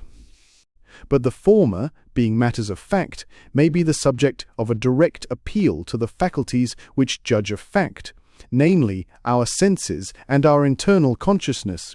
Can an appeal be made to the same faculties on questions of practical ends, or by what other faculty is cognizance taken of them? Questions about ends are, in other words, questions what things are desirable. The utilitarian doctrine is that happiness is desirable, and the only thing desirable as an end, all other things being only desirable as means to that end. What ought to be required of this doctrine? What conditions is it requisite that the doctrine should fulfill to make good its claim to be believed? The only proof capable of being given that an object is visible is that people actually see it. The only proof that a sound is audible is that people hear it, and so of the other sources of our experience. In like manner, I apprehend, the sole evidence it is possible to produce that anything is desirable is that people do actually desire it. If the end which the utilitarian doctrine proposes to itself were not, in theory and in practice, acknowledged to be an end, nothing could ever convince any person that it was so. No reason can be given why the general happiness is desirable, except that each person, so far as he believes it to be attainable, desires his own happiness. This, however, being a fact, we have not only all the proof, which the case admits of, but all which it is possible to require, that happiness is a good, that each person's happiness is a good to that person, and the general happiness, therefore, a good to the aggregate of all persons.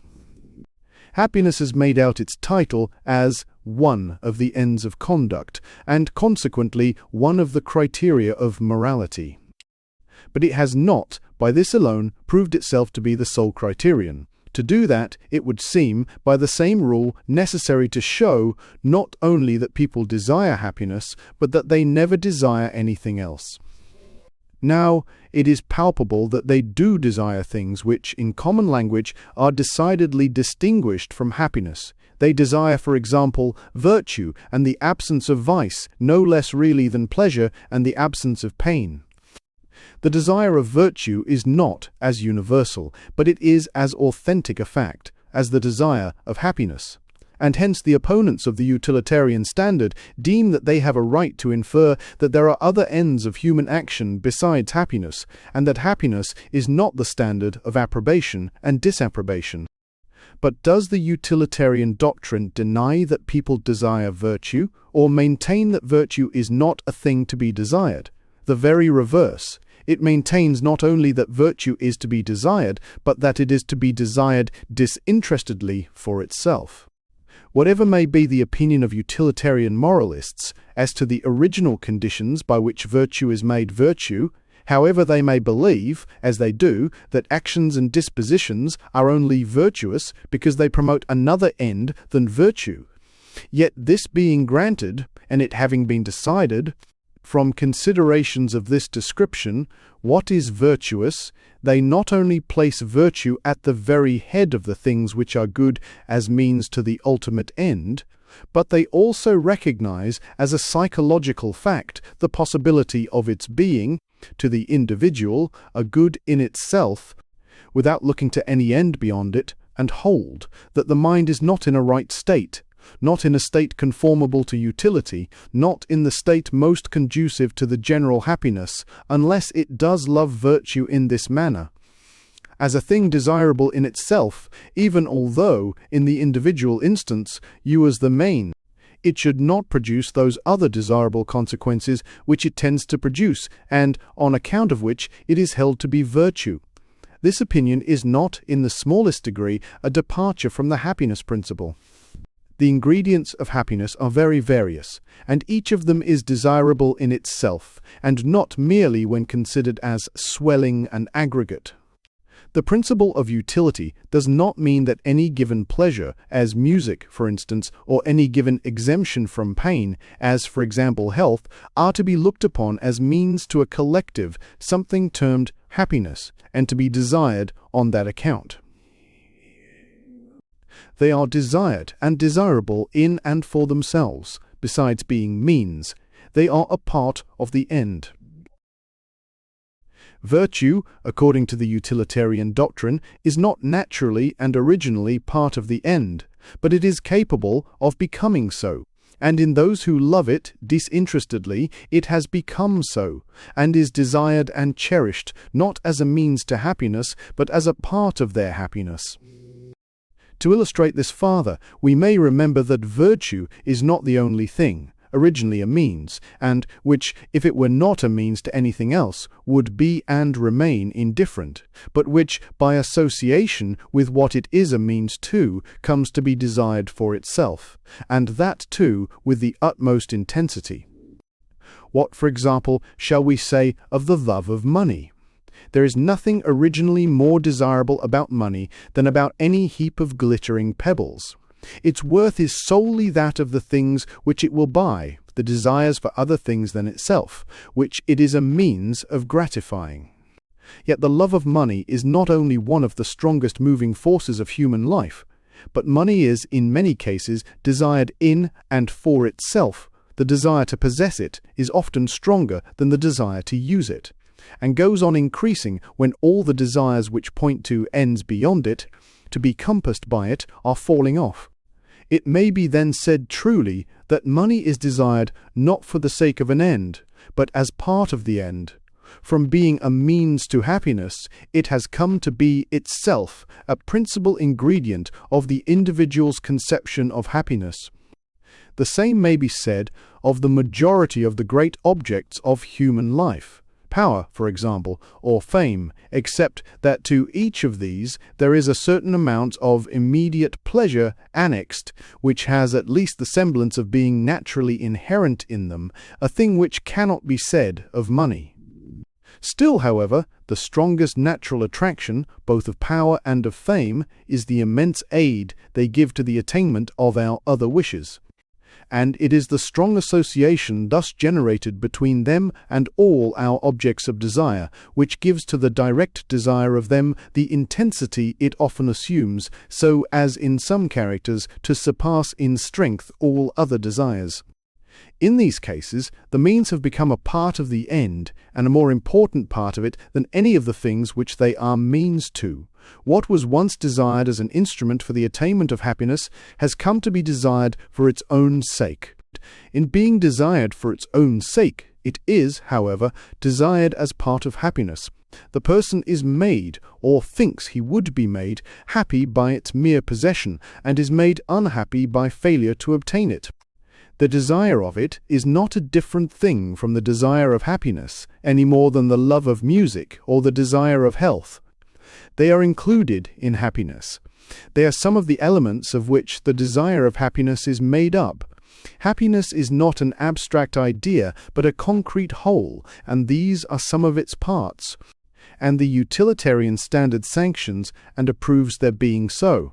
Life would be a poor thing, very ill provided with sources of happiness, if there were not this provision of nature, by which things originally indifferent, but conducive to, or otherwise associated with, the satisfaction of our primitive desires, become in themselves sources of pleasure, more valuable than the primitive pleasures, both in permanency, in the space of human existence that they are capable of covering, and even in intensity.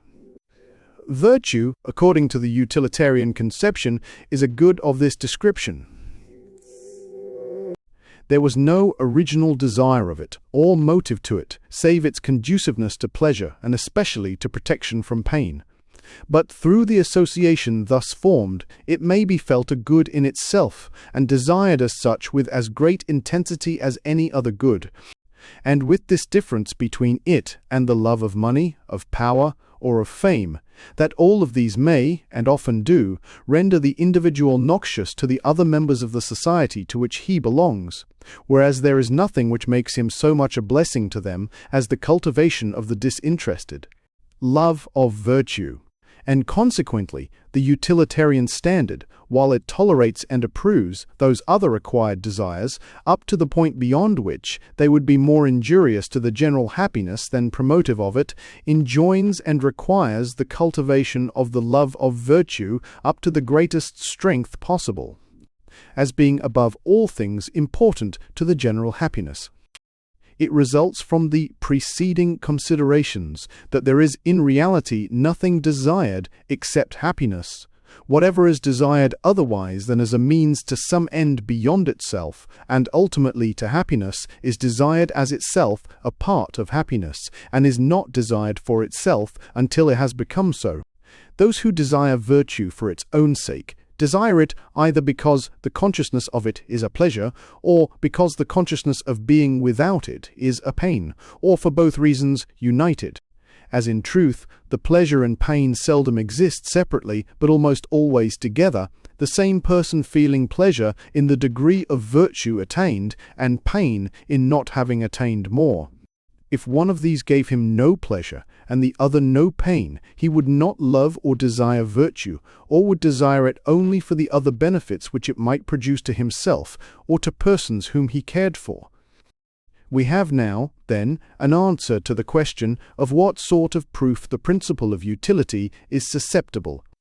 If the opinion, which I have now stated, is psychologically true, if human nature is so constituted as to desire nothing which is not either a part of happiness or a means of happiness, we can have no other proof, and we require no other, that these are the only things desirable. If so, happiness is the sole end of human action, and the promotion of it the test by which to judge of all human conduct, from whence it necessarily follows that it must be the criterion of morality, since a part is included in the whole. And now to decide whether this is really so, whether mankind do desire nothing for itself but that which is a pleasure to them, or of which the absence is a pain, we have evidently arrived at a question of fact and experience, dependent, like all similar questions, upon evidence. It can only be determined by practiced self-consciousness and self-observation, assisted by observation of others. I believe that these sources of evidence, impartially consulted, will declare that desiring a thing and finding it pleasant, aversion to it and thinking of it as painful, are phenomena entirely inseparable, or rather two parts of the same phenomenon. In strictness of language, two different modes of naming the same psychological fact, that to think of an object as desirable, unless for the sake of its consequences, and to think of it as pleasant, are one and the same thing, and that to desire anything, except in proportion as the idea of it is pleasant, is a physical and metaphysical impossibility.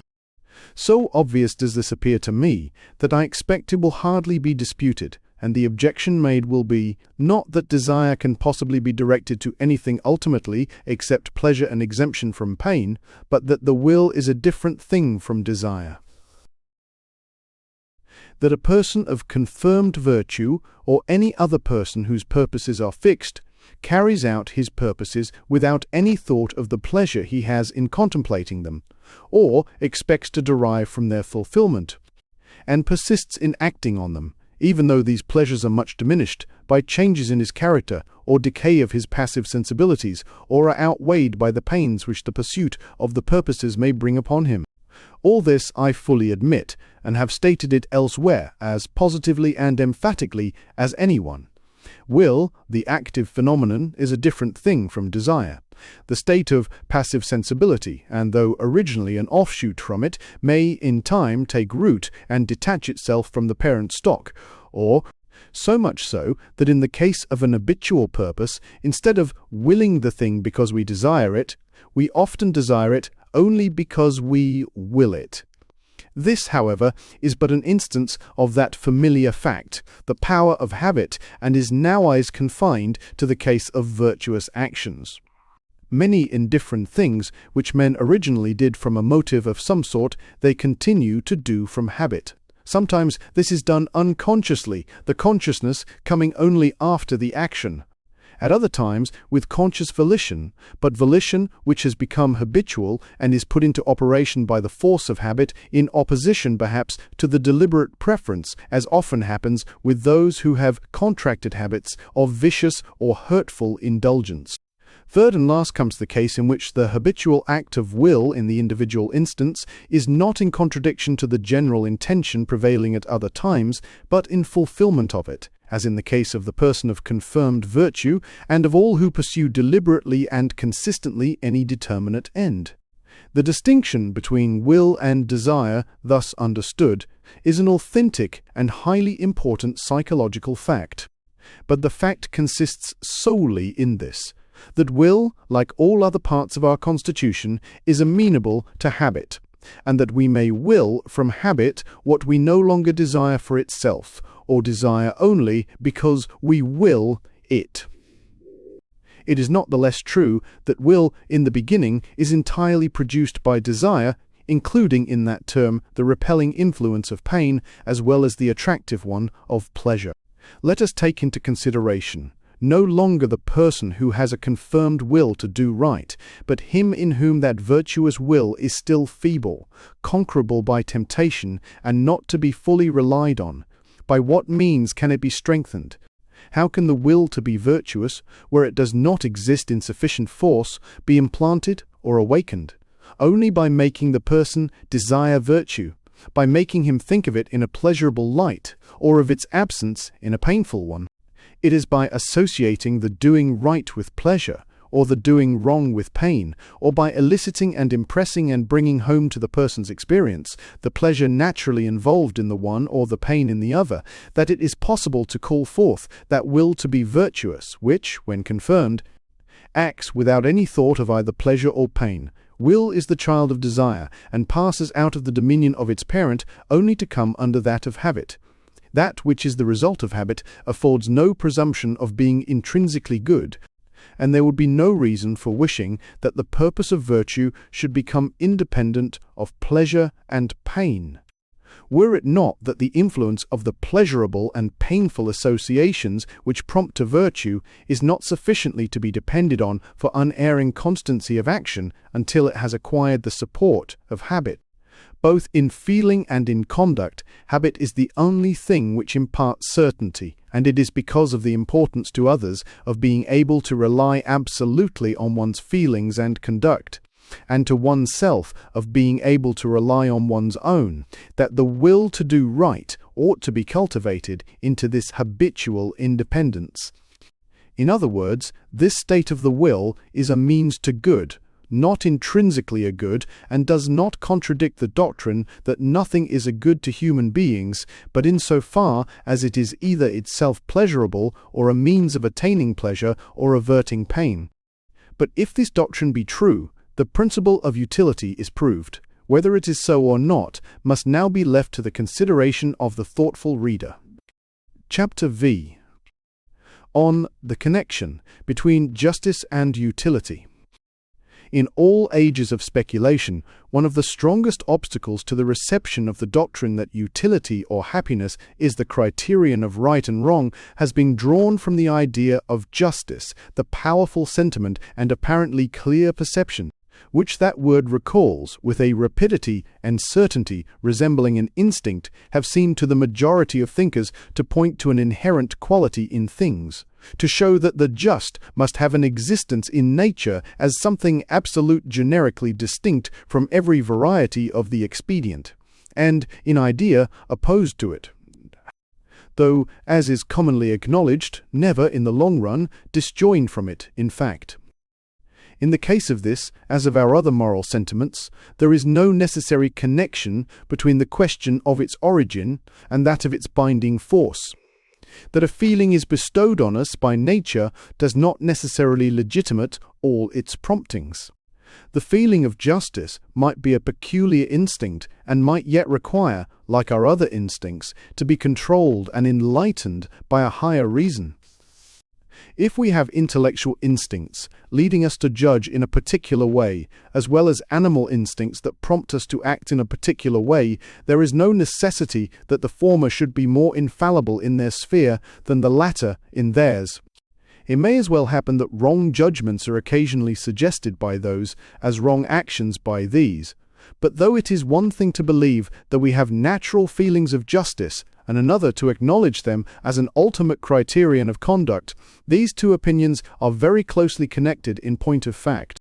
Mankind are always predisposed to believe that any subjective feeling, not otherwise accounted for, is a revelation of some objective reality. Our present object is to determine whether the reality to which the feeling of justice corresponds is one which needs any such special revelation, whether the justice or injustice of an action is a thing intrinsically peculiar and distinct from all its other qualities, or only a combination of certain of those qualities presented under a peculiar aspect.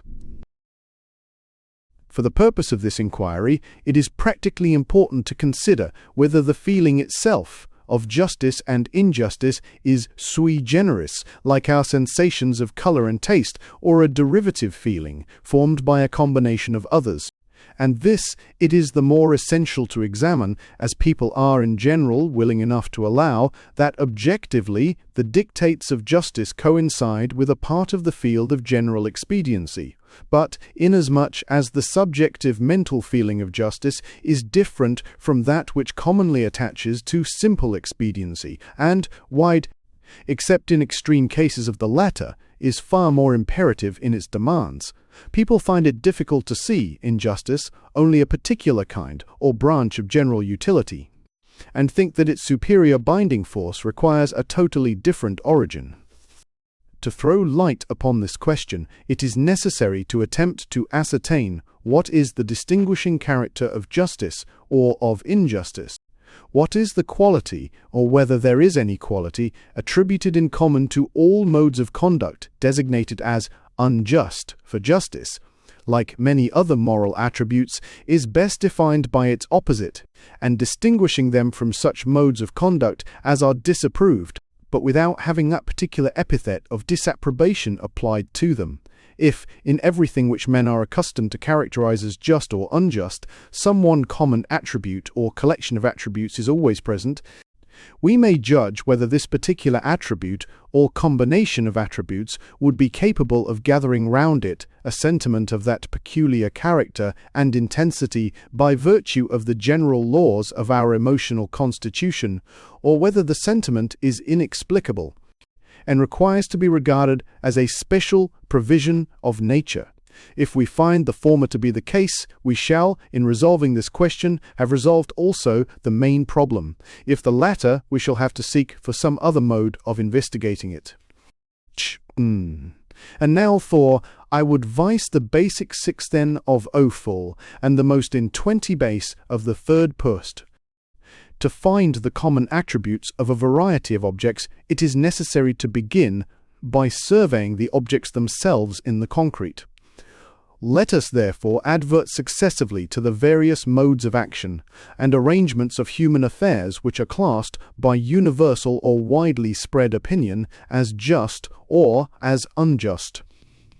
The things well known to excite the sentiments associated with those names are of a very multifarious character. I shall pass them rapidly in review without studying any particular arrangement.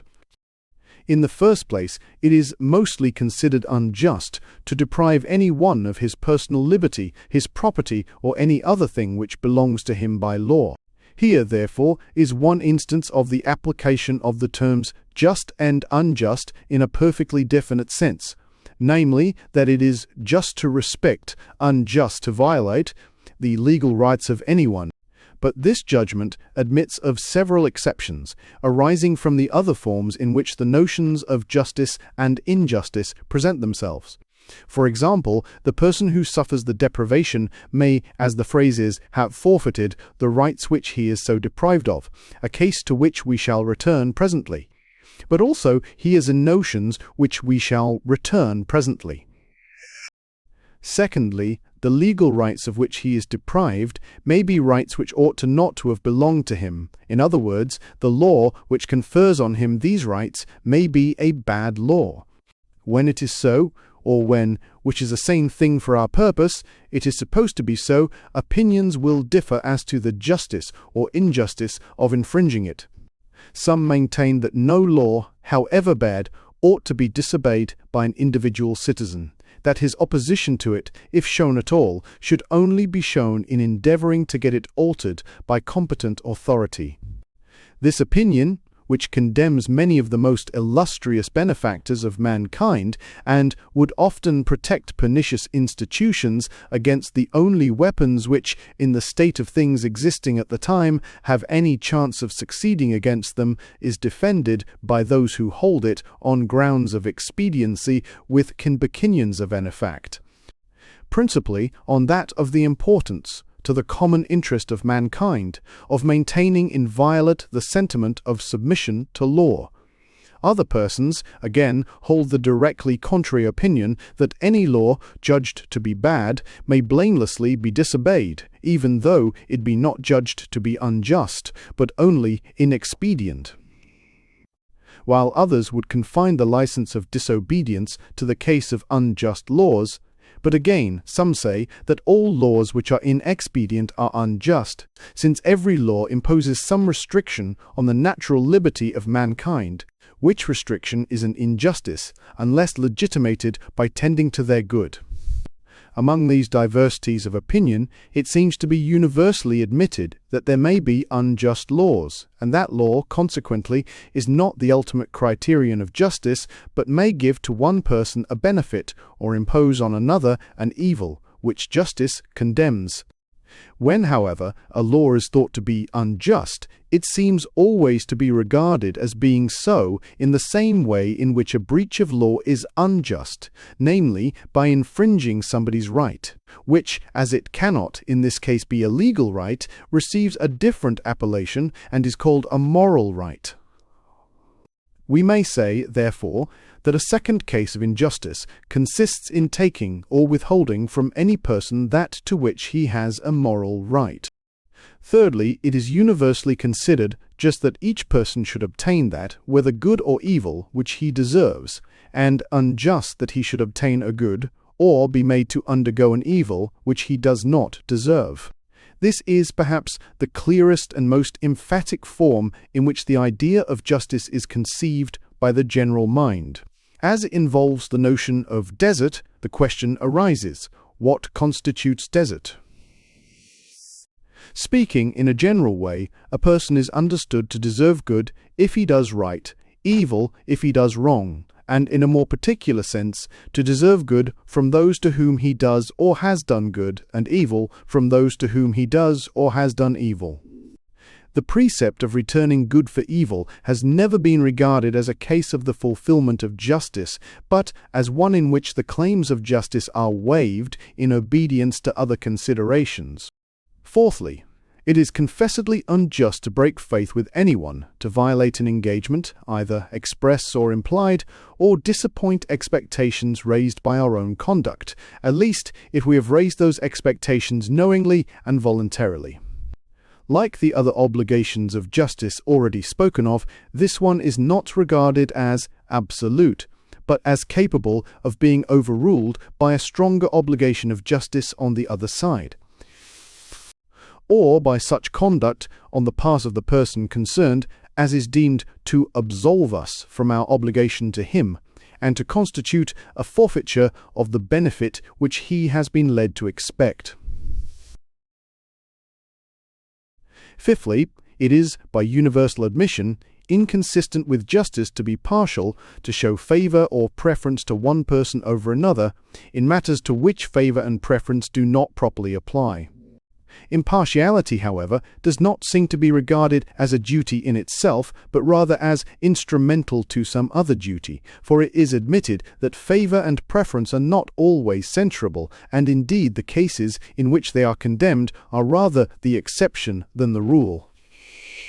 A person would be more likely to be blamed than applauded for giving his family or friends no superiority in good offices over strangers, when he could do so without violating any other duty, and no one thinks it unjust to seek one person in preference to another as a friend, connection, or companion. Impartiality, where rights are concerned, is of course obligatory, but this is involved in the more general obligation of giving to everyone his right. A tribunal, for example, must be impartial because it is bound to award, without regard to any other consideration, a disputed object to the one of two parties who has the right to it. There are other cases in which impartiality means being solely influenced by desert, as with those who, in the capacity of judges, preceptors, or parents, administer reward and punishment as such. There are cases, again, in which it means being solely influenced by consideration for the public interest, as in making a selection among candidates for a government employment.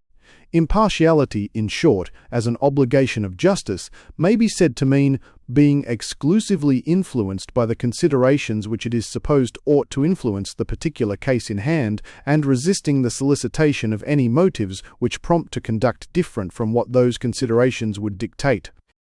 Nearly allied to the idea of impartiality is that of equality, which often enters as a component part both into the conception of justice and into the practice of it, and, in the eyes of many persons, constitutes its essence.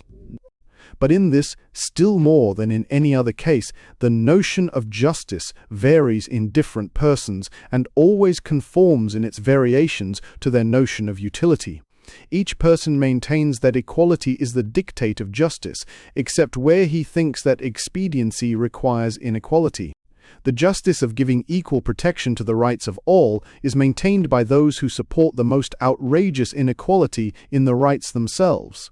Even in slave countries, it is theoretically admitted that the rights of the slave, such as they are, ought to be as sacred as those of the master, and that a tribunal which fails to enforce them with equal strictness is wanting in justice, while at the same time institutions which leave to the slave scarcely any rights to enforce are not deemed unjust because they are not deemed inexpedient. Those who think that utility requires distinctions of rank do not consider it unjust that riches and social privileges should be unequally dispensed, but those who think this inequality inexpedient think it unjust also. Whoever thinks that government is necessary sees no injustice in as much inequality as is constituted by giving to the magistrate powers not granted to other people.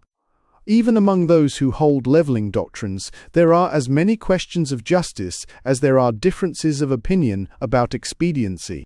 Some communists consider it unjust that the produce of the labour of the community should be shared on any other principle than that of exact equality. Others think it just that those should receive most whose needs are greatest, while others hold that those who work harder, or who produce more, or whose services are more valuable to the community may justly claim a larger quota in the division of the produce. And the sense of natural justice may be plausibly appealed to in behalf of every one of these opinions. Among so many diverse applications of the term justice, which yet is not regarded as ambiguous, it is a matter of some difficulty to seize the mental link which holds them together, and on which the moral sentiment adhering to the term essentially depends. Perhaps, in this embarrassment, some help may be derived from the history of the word, as indicated by its etymology. In most, if not in all languages, the etymology of the word, which corresponds to just, points to an origin connected either with positive law or with that which was in most cases the primitive form of law, authoritative custom. Justum is a form of jussum, that which has been ordered. Jus is of the same origin. Dishanu comes from disha, of which the principal meaning, at least in the historical ages of Greece, was a suit at law. Originally, indeed, it meant only the mode or manner of doing things, but it early came to mean the prescribed manner, that which the recognized authorities, patriarchal, judicial, or political, would enforce. The original meaning, indeed, of recht did not point to law, but to physical straightness, as wrong and its Latin equivalents meant twisted or tortuous, and from this it is argued that right did not originally mean law, but on the contrary, law meant right. But however this may be, the fact that recht and droit became restricted in their meaning to positive law, although much which is not required by law is equally necessary to moral straightness or rectitude, is as significant of the original character of moral ideas as if the derivation had been the reverse way. The courts of justice, the administration of justice, are the courts and the administration of law. La justice, in French, is the established term for judicature. There can, I think, be no doubt that the idée mère, the primitive element in the formation of the notion of justice, was conformity to law. It constituted the entire idea among the Hebrews up to the birth of Christianity, as might be expected in the case of a people whose laws attempted to embrace all subjects on which precepts were required, and who believed those laws to be a direct emanation from the Supreme Being. But other nations, and in particular the Greeks and Romans, who knew that their laws had been made originally, and still continued to be made, by men, were not afraid to admit that those men might make bad laws, might do, by law, the same things and from the same motives, which, if done by individuals without the sanction of law, would be called unjust. And hence the sentiment of injustice came to be attached, not to all violations of law, but only to violations of such laws as ought to exist, including such as ought to exist but do not, and to laws themselves if supposed to be contrary to what ought to be law. In this manner, the idea of law and of its injunctions was still predominant in the notion of justice, even when the laws actually in force ceased to be accepted as the standard of it. It is true that mankind consider the idea of justice and its obligations as applicable to many things which neither are, nor is it desired that they should be, regulated by law.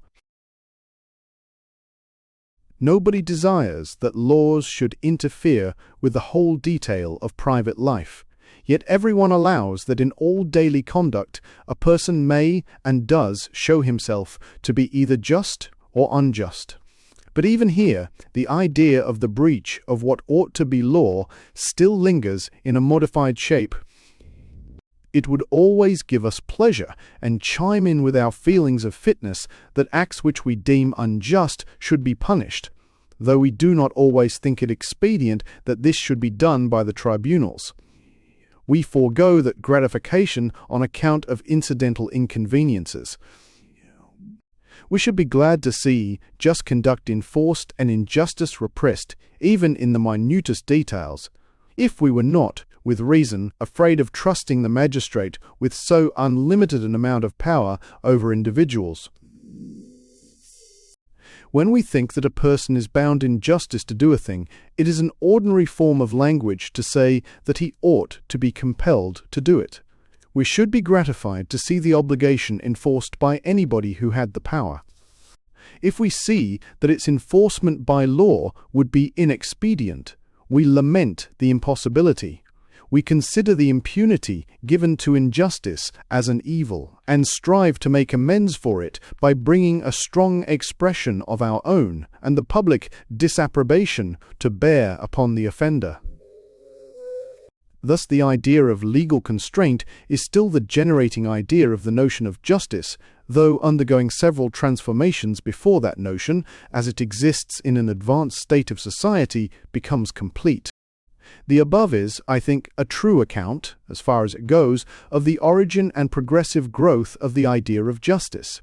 But we must observe that it contains as yet nothing to distinguish that obligation from moral obligation in general. For the truth is that the idea of penal sanction, which is the essence of law, enters not only into the conception of injustice, but into that of any kind of wrong. We do not call anything wrong unless we mean to imply that a person ought to be punished in some way or other for doing it, if not by law, by the opinion of his fellow creatures, if not by opinion, by the reproaches of his own conscience.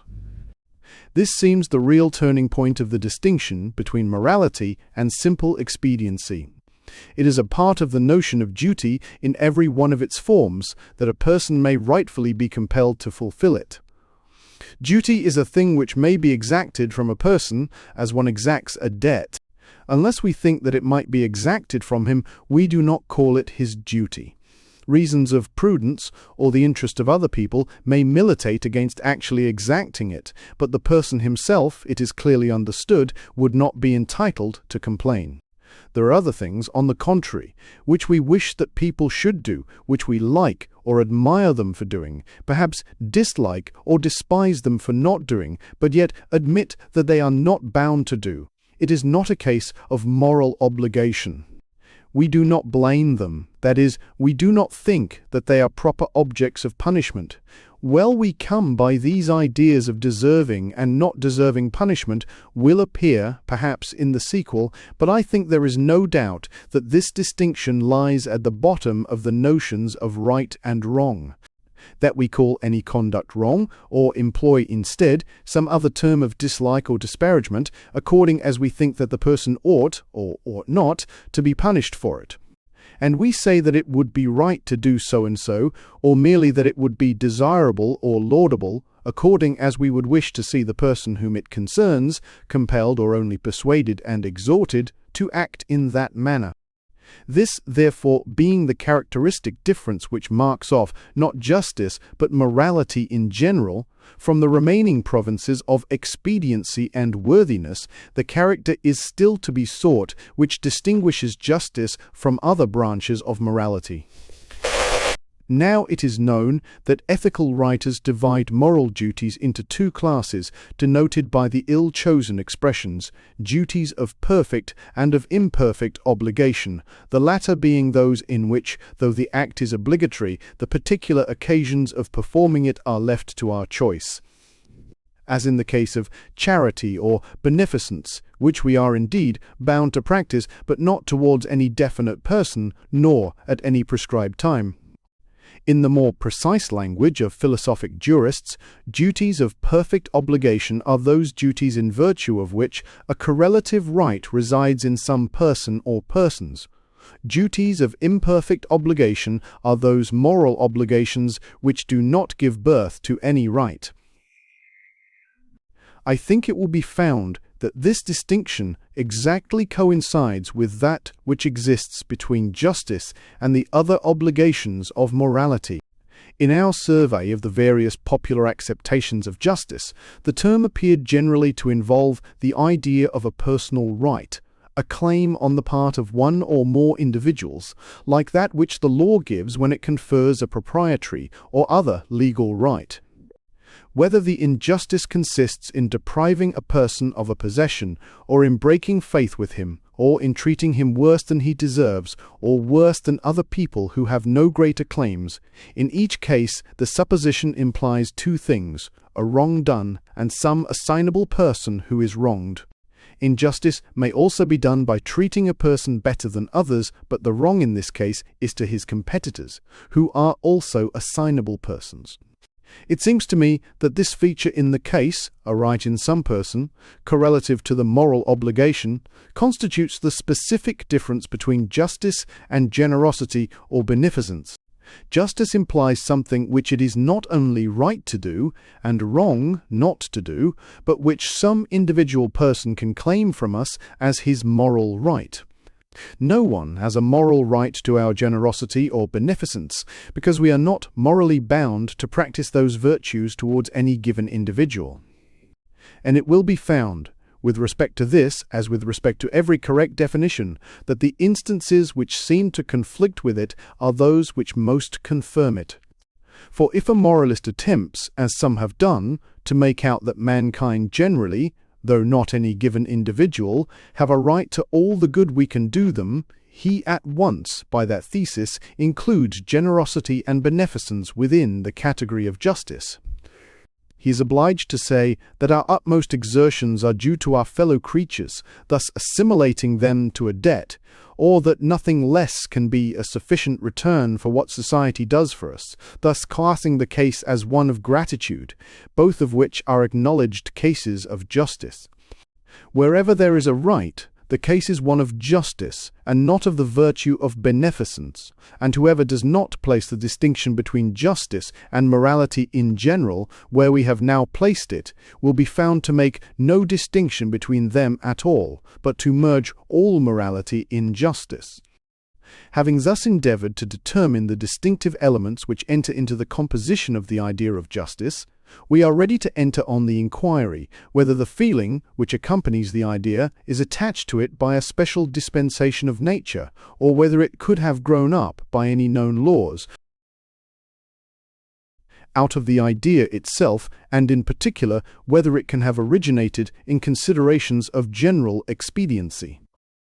I conceive that the sentiment itself does not arise from anything which would commonly or correctly be termed an idea of expediency, but that, though the sentiment does not, whatever is moral in it does.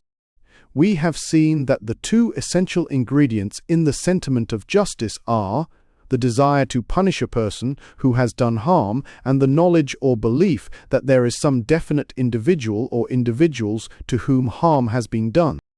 Now it appears to me that the desire to punish a person who has done harm to some individual is a spontaneous outgrowth from two sentiments, both in the highest degree natural, and which either are or resemble instincts, the impulse of self-defense and the feeling of sympathy. It is natural to resent and to repel or retaliate any harm done or attempted against ourselves or against those with whom we sympathize. The origin of this sentiment it is not necessary here to discuss. Whether it be an instinct or result of intelligence, it is, we know, common to all animal nature, for every animal tries to hurt those who have hurt, or who it thinks are about to hurt itself or its young. Human beings, on this point, only differ from other animals in two particulars. First, in being capable of sympathizing, not solely with their offspring, or, like some of the more noble animals, with some superior animal who is kind to them, but with all human, and even with all sentient beings. Secondly, in having a more developed intelligence which gives a wider range to the whole of their sentiments, whether self-regarding or sympathetic. By virtue of his superior intelligence, even apart from his superior range of sympathy, a human being is capable of apprehending a community of interest between himself and the human society of which he forms a part, such that any conduct which threatens the security of the society generally is threatening to his own, and calls forth his instinct, if instinct it be, of self-defense. The same superiority of intelligence, joined to the power of sympathizing with human beings generally, enables him to attach himself to the collective idea of his tribe, his country, or mankind, in such a manner that any act hurtful to them rouses his instinct of sympathy and urges him to resistance. The sentiment of justice, in that one of its elements which consists of the desire to punish, is thus, I conceive, the natural feeling of retaliation or vengeance rendered by intellect and sympathy applicable to those injuries, that is, to those hurts, which wound us through, or in common with, society at large. This sentiment, in itself, has nothing moral in it. What is moral is the exclusive subordination of it to the social sympathies, so as to wait on and obey their call. For the natural feeling tends to make us resent indiscriminately whatever anyone does that is disagreeable to us. But when moralized by the social feeling, it only acts in the directions conformable to the general good. Just persons resenting a hurt to society, though not otherwise a hurt to themselves, and not resenting a hurt to themselves, however painful, unless it be of the kind which society has a common interest with them in the repression of. It is no objection against this doctrine to say that when we feel our sentiment of justice outraged, we are not thinking of society at large or of any collective interest, but only of the individual case. It is common enough, certainly, though the reverse of commendable, to feel resentment merely because we have suffered pain. But a person whose resentment is really a moral feeling, that is, who considers whether an act is blamable before he allows himself to resent it. Such a person, he self-sties, though he may not say expressly to himself that he is standing up for the interest of society, certainly does feel that he is asserting a rule which is for the benefit of others as well as for his own. If he is not feeling this, if he is regarding the act solely as it affects him individually, he is not consciously just, he is not concerning himself about the justice of his actions. This is admitted even by anti-utilitarian moralists. When Kant, as before remarked, propounds as the fundamental principle of morals, so act that thy rule of conduct might be adopted as a law by all rational beings, he virtually acknowledges that the interest of mankind collectively, or at least of mankind indiscriminately, must be in the mind of the agent when conscientiously deciding on the morality of the act. Otherwise, he uses words without a meaning, for that a rule even of utter selfishness could not possibly be adopted by all rational beings, that there is any insuperable obstacle in the nature of things to its adoption, cannot be even plausibly maintained. To give any meaning to Kant's principle, the sense put upon it must be that we ought to shape our conduct by a rule which all rational beings might adopt with benefit to their collective interest. To recapitulate, the idea of justice supposes two things, a rule of conduct and a sentiment which sanctions the rule. The first must be supposed common to all mankind and intended for their good. There is involved, in addition, the conception of some definite person who suffers by the infringement, whose rights, to use the expression appropriated to the case, are violated by it. And the sentiment of justice appears to me to be the animal desire to repel or retaliate a hurt or damage to oneself or to those with whom one sympathizes, widened so as to include all persons by the human capacity of enlarged sympathy and the human conception of intelligent self-interest. From the latter elements, the feeling derives its morality, from the former, its peculiar impressiveness and energy of self-assertion. I have, throughout, treated the idea of a right residing in the injured person and violated by the injury, not as a separate element in the composition of the idea and sentiment, but as one of the forms in which the other two elements clothe themselves. These elements are a hurt to some assignable person or persons on the one hand, and a demand for punishment on the other. An examination of our own minds, I think, will show that these two things include all that we mean when we speak of violation of a right. When we call anything a person's right, we mean that he has a valid claim on society to protect him in the possession of it, either by the force of law or by that of education and opinion. If he has what we consider a sufficient claim, on whatever account, to have something guaranteed to him by society, we say that he has a right to it. If we desire to prove that anything does not belong to him by right, we think this done as soon as it is admitted that society ought not to take measures for securing it to him, but should leave it to chance or to his own exertions. Thus, a person is said to have a right to what he can earn in fair professional competition, because society ought not to allow any other person to hinder him from endeavouring to earn in that manner as much as he can. But he has not a right to 300 a year, though he may happen to be earning it, because society is not called on to provide that he shall earn that sum. On the contrary, if he owns £10,000, 3%. Stock, he has a right to 300 a year, because society has come under an obligation to provide him with an income of that amount. To have a right, then, is, I conceive, to have something which society ought to defend me in the possession of. If the objector goes on to ask why it ought, I can give him no other reason than general utility. If that expression does not seem to convey a sufficient feeling of the strength of the obligation, nor to account for the peculiar energy of the feeling, it is because there goes to the composition of the sentiment not a rational only, but also an animal element, the thirst for retaliation, and this thirst derives its intensity, as well as its moral justification, from the extraordinarily important and impressive kind of utility which is concerned. The interest involved is that of security, to everyone's feelings the most vital of all interests. Nearly all other earthly benefits are needed by one person, not needed by another, and many of them can, if necessary, be cheerfully foregone, or replaced by something else. But security no human being can possibly do without. On it we depend for all our immunity from evil, and for the whole value of all and every good, beyond the passing moment, since nothing but the gratification of the instant could be of any worth to us. If we could be deprived of everything the next instant by whoever was momentarily stronger than ourselves, Now, this most indispensable of all necessaries, after physical nutriment, cannot be had, unless the machinery for providing it is kept unintermittedly in active play.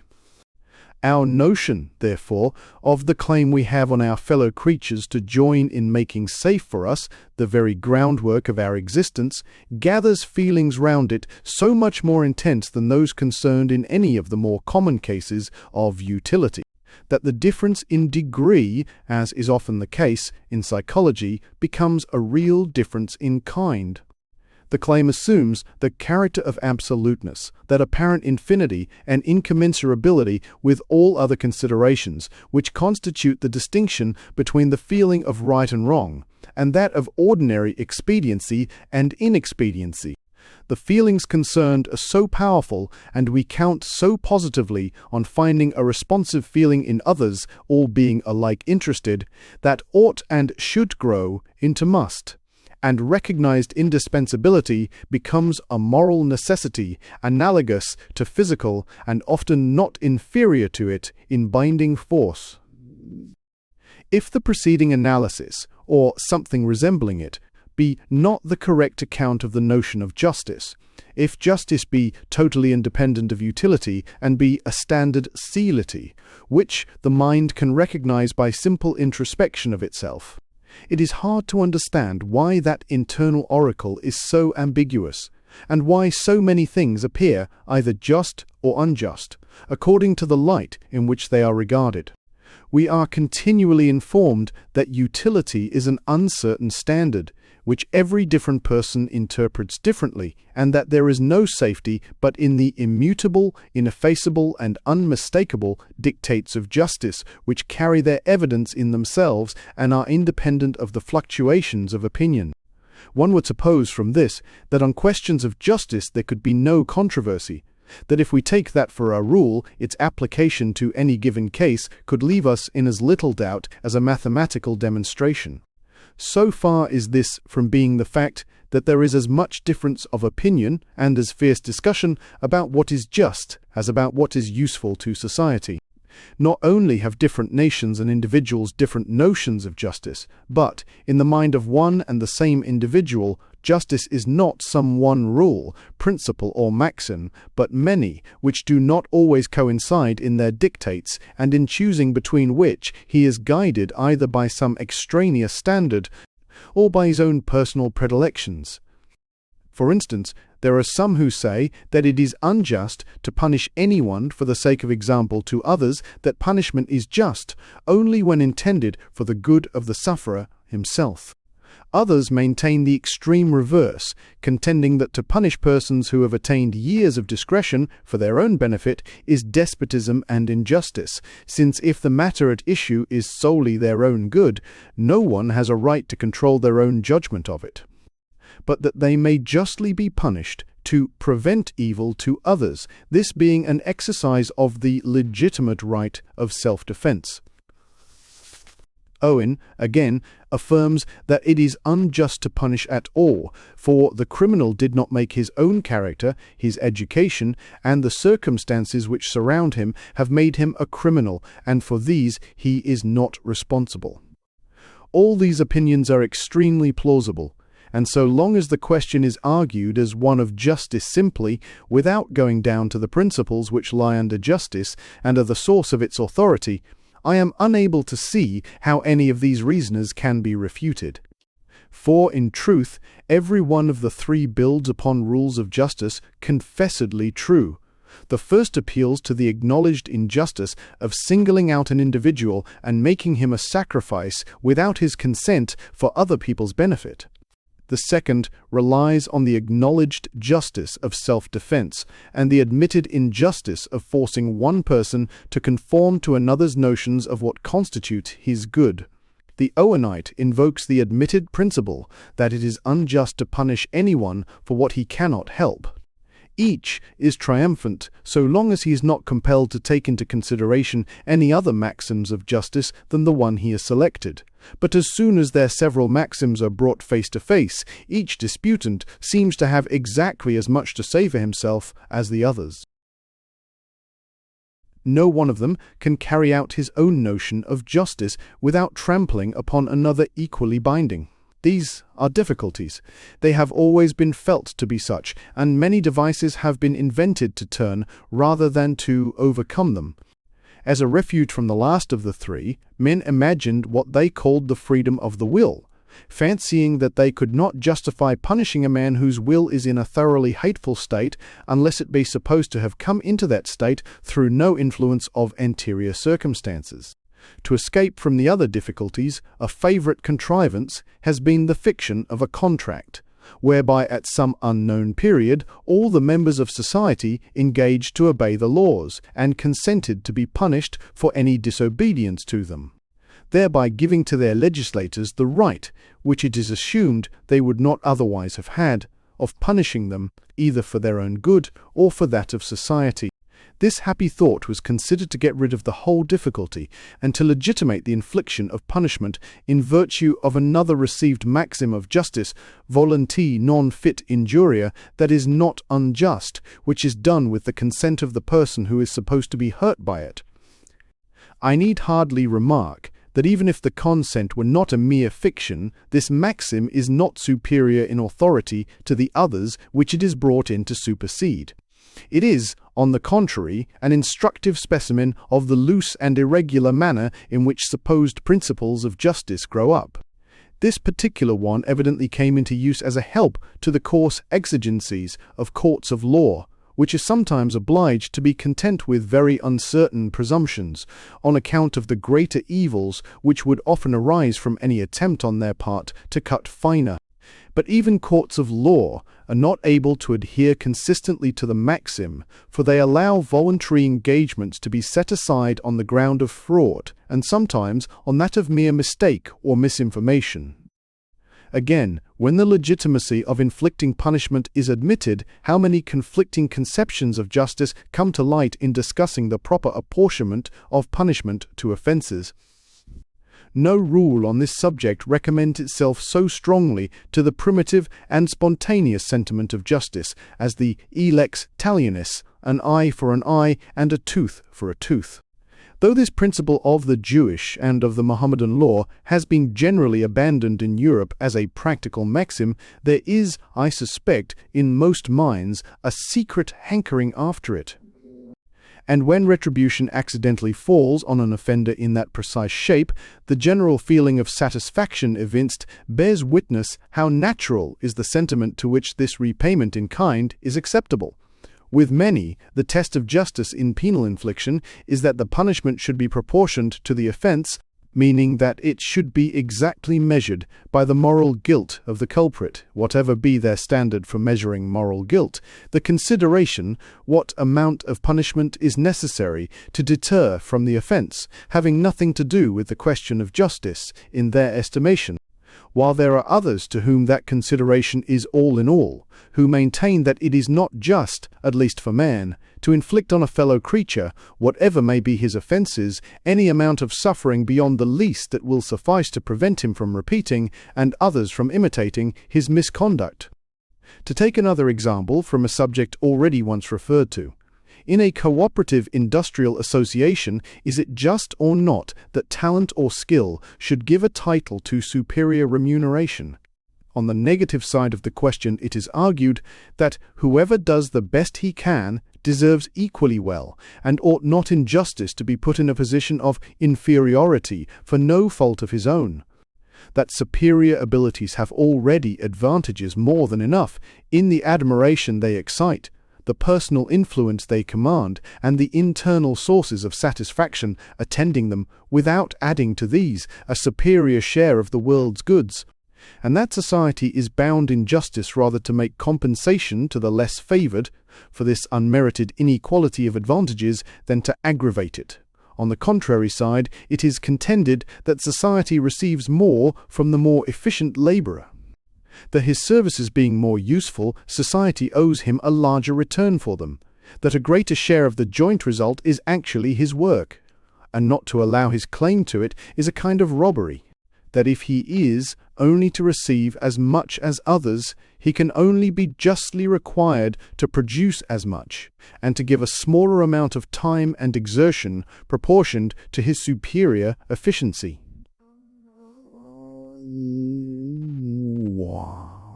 Justice has in this case two sides to it, which it is impossible to bring into harmony, and the two disputants have chosen opposite sides. The one looks to what it is just that the individual should receive, the other to what it is just that the community should give.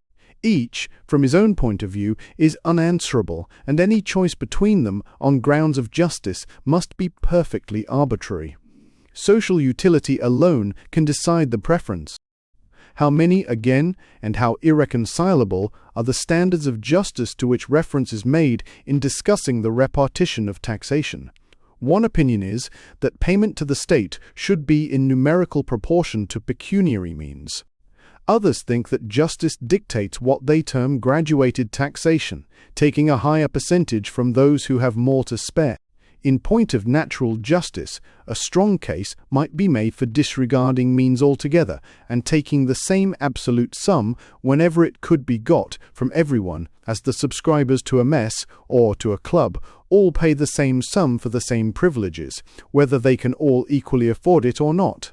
Since the protection, it might be said, of law and government is afforded to and is equally required by all, there is no injustice in making all buy it at the same price.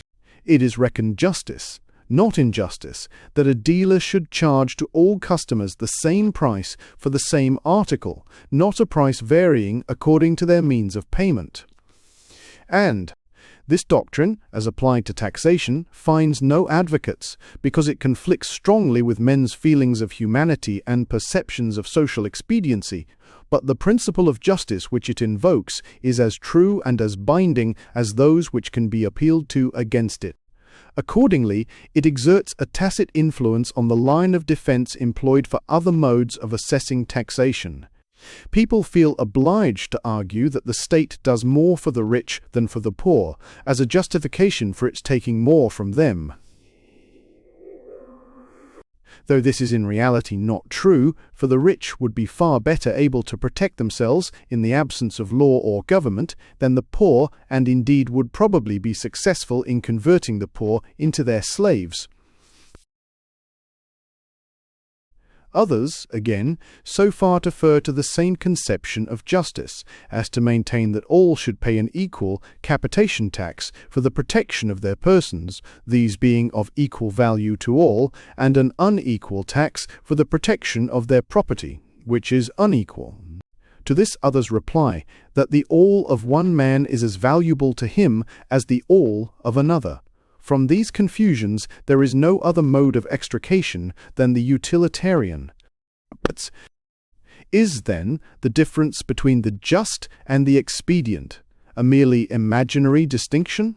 Have mankind been under a delusion in thinking that justice is a more sacred thing than policy, and that the latter ought only to be listened to after the former has been satisfied? By no means. The exposition we have given of the nature and origin of the sentiment recognizes a real distinction, and no one of those who profess the most sublime contempt for the consequences of actions as an element in their morality attaches more importance to the distinction than I do, while I dispute the pretensions of any theory which sets up an imaginary standard of justice not grounded on utility. I account the justice which is grounded on utility to be the chief part, and incomparably the most sacred and binding part of all morality. Justice is a name for certain classes of moral rules, which concern the essentials of human well-being more nearly, and are therefore of more absolute obligation than any other rules for the guidance of life. And the notion which we have found to be of the essence of the idea of justice, that of a right residing in an individual, implies and testifies to this more binding obligation. The moral rules which forbid mankind to hurt one another, in which we must never forget to include wrongful interference with each other's freedom, are more vital to human well-being than any maxims, however important, which only point out the best mode of managing some department of human affairs. They have also the peculiarity that they are the main element in determining the whole of the social feelings of mankind. It is their observance which alone preserves peace among human beings. If obedience to them were not the rule, and disobedience the exception, everyone would see in everyone else a probable enemy against whom he must be perpetually guarding himself.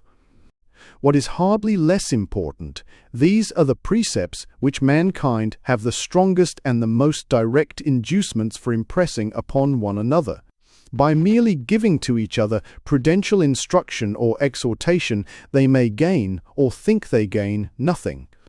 In inculcating on each other the duty of positive beneficence, they have an unmistakable interest, but far less in degree. A person may possibly not need the benefits of others, but he always needs that they should not do him hurt. Thus the moralities which protect every individual from being harmed by others, either directly or by being hindered in his freedom of pursuing his own good, are at once those which he himself has most at heart, and those which he has the strongest interest in publishing and enforcing by word and deed. It is by a person's observance of these that his fitness to exist as one of the fellowship of human beings is tested and decided, for on that depends his being a nuisance or not to those with whom he is in contact.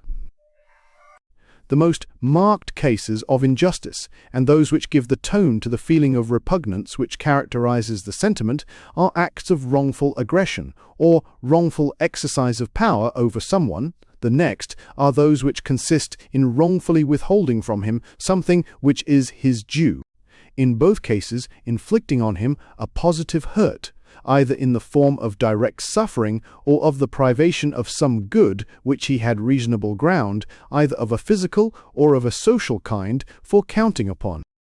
The same powerful motives which command the observance of these primary moralities enjoin the punishment of those who violate them, and as the impulses of self-defense, of defense of others, and of vengeance are all called forth against such persons, retribution or evil for evil becomes closely connected with the sentiment of justice and is universally included in the idea. Good for good is also one of the dictates of justice, justus, and this, though its social utility is evident, and though it carries with it a natural human feeling, has not at first sight that obvious connection with hurt or injury, which, existing in the most elementary cases of just and unjust, is the source of the characteristic intensity of the sentiment. But the connection, though less obvious, is not less real. He who accepts benefits and denies a return of them when needed inflicts a real hurt by disappointing one of the most natural and reasonable of expectations, and one which he must at least tacitly have encouraged. Otherwise, the benefits would seldom have been conferred. The important rank, among human evils and wrongs, of the disappointment of expectation is shown in the fact that it constitutes the principal criminality of two such highly immoral acts as a breach of friendship and a breach of promise. Few hurts which human beings can sustain are greater, and none wound more, than when that on which they habitually and with full assurance relied fails them in the hour of need, and few wrongs are greater than this mere withholding of good. None excite more resentment, either in the person suffering or in a sympathizing spectator. The principle, therefore, of giving to each what they deserve, that is, good for good as well as evil for evil, is not only included within the idea of justice as we have defined it, but is a proper object of that intensity of sentiment, which places the just, in human estimation, above the simply expedient. Most of the maxims of justice current in the world, and commonly appealed to in its transactions, are simply instrumental to carrying into effect the principles of justice which we have now spoken of, that a person is only responsible for what he has done voluntarily or could voluntarily have avoided, that it is unjust to condemn any person unheard, that the punishment ought to be proportioned to the offence, and the like, are maxims intended to prevent the just principle of evil for evil from being perverted to the infliction of evil without that justification. The greater part of these common maxims have come into use from the practice of courts of justice, which have been naturally led to a more complete recognition and elaboration than was likely to suggest itself to others of the rules necessary to enable them to fulfill their double function, of inflicting punishment when due, and of awarding to each person his right. That first of judicial virtues, impartiality, is an obligation of justice, partly for the reason last mentioned, as being a necessary condition of the fulfillment of the other obligations of justice. But this is not the only source of the exalted rank, among human obligations, of those maxims of equality and impartiality, which, both in popular estimation and in that of the most enlightened, are included among the precepts of justice. In one point of view, they may be considered as corollaries from the principles already laid down.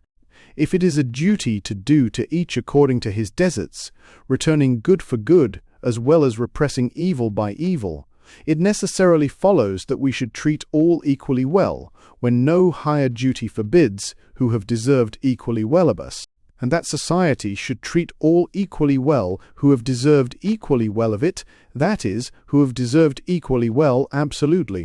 This is the highest abstract standard of social and distributive justice, towards which all institutions and the efforts of all virtuous citizens should be made in the utmost possible degree to converge.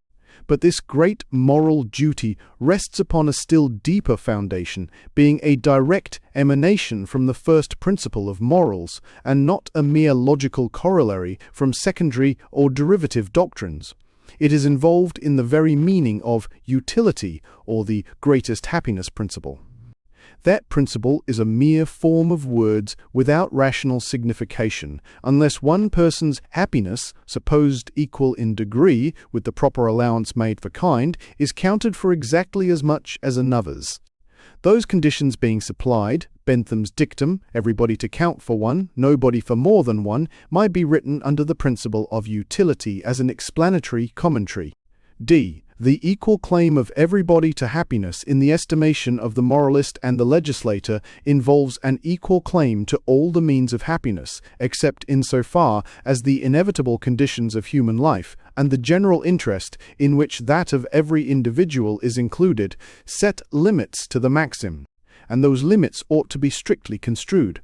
As every other maxim of justice, so this is by no means applied or held applicable universally. On the contrary, as I have already remarked, it bends to every person's ideas of social expediency. But in whatever case it is deemed applicable at all, it is held to be the dictate of justice. All persons are deemed to have a right to equality of treatment, except when some recognized social expediency requires the reverse. And hence all social inequalities which have ceased to be considered expedient assume the character not of simple inexpediency, but of injustice, and appear so tyrannical that people are apt to wonder how they ever could have been tolerated, forgetful that they themselves perhaps tolerate other inequalities under an equally mistaken notion of expediency, the correction of which would make that which they approve seem quite as monstrous as what they have at last learnt to condemn. The entire history of social improvement has been a series of transitions by which one custom or institution after another, from being a supposed primary necessity of social existence, has passed into the rank of an universally stigmatized injustice and tyranny. So it has been with the distinctions of slaves and freemen, nobles and serfs, patricians and plebeians, and so it will be, and in part already is, with the aristocracies of colour, race, and sex. It appears, from what has been said, that justice is a name for certain moral requirements which, regarded collectively, stand higher in the scale of social utility, and are therefore of more paramount obligation than any others. Though particular cases may occur in which some other social duty is so important as to overrule any one of the general maxims of justice. Thus, to save a life, it may not only be allowable, but a duty to steal or take by force the necessary food or medicine, or to kidnap and compel to officiate the only qualified medical practitioner. In such cases as we do not call anything justice which is not a virtue, we usually say not that justice must give way to some other moral principle, but that what is just in ordinary cases is, by reason of that other principle, not just in the particular case. By this useful accommodation of language, the character of indefeasibility attributed to justice is kept up, and we are saved from the necessity of maintaining that there can be laudable injustice. The considerations which have now been adduced resolve, I conceive, the only real difficulty in the utilitarian theory of morals. It has always been evident that all cases of justice are also cases of expediency. The difference is in the peculiar sentiment which attaches to the former as contradistinguished from the latter. If this characteristic sentiment has been sufficiently accounted for, if there is no necessity to assume for it any peculiarity of origin, if it is simply the natural feeling of resentment moralized by being made coextensive with the demands of social good, and if this feeling not only does, but ought to exist in all the classes of cases to which the idea of justice corresponds, that idea no longer presents itself as a stumbling block to the utilitarian ethics.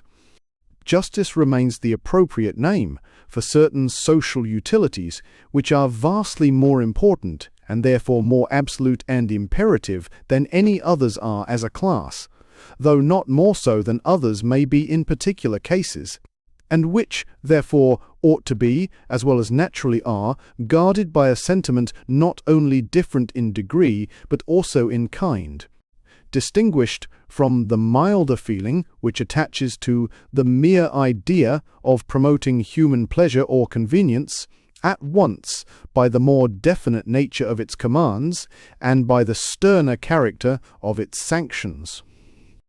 The end. Footnotes. Footnote C. See this point enforced and illustrated by Professor Bain in an admirable chapter entitled The Ethical Emotions, or the Moral Sense, of the second of the two treatises composing his elaborate and profound work on the mind.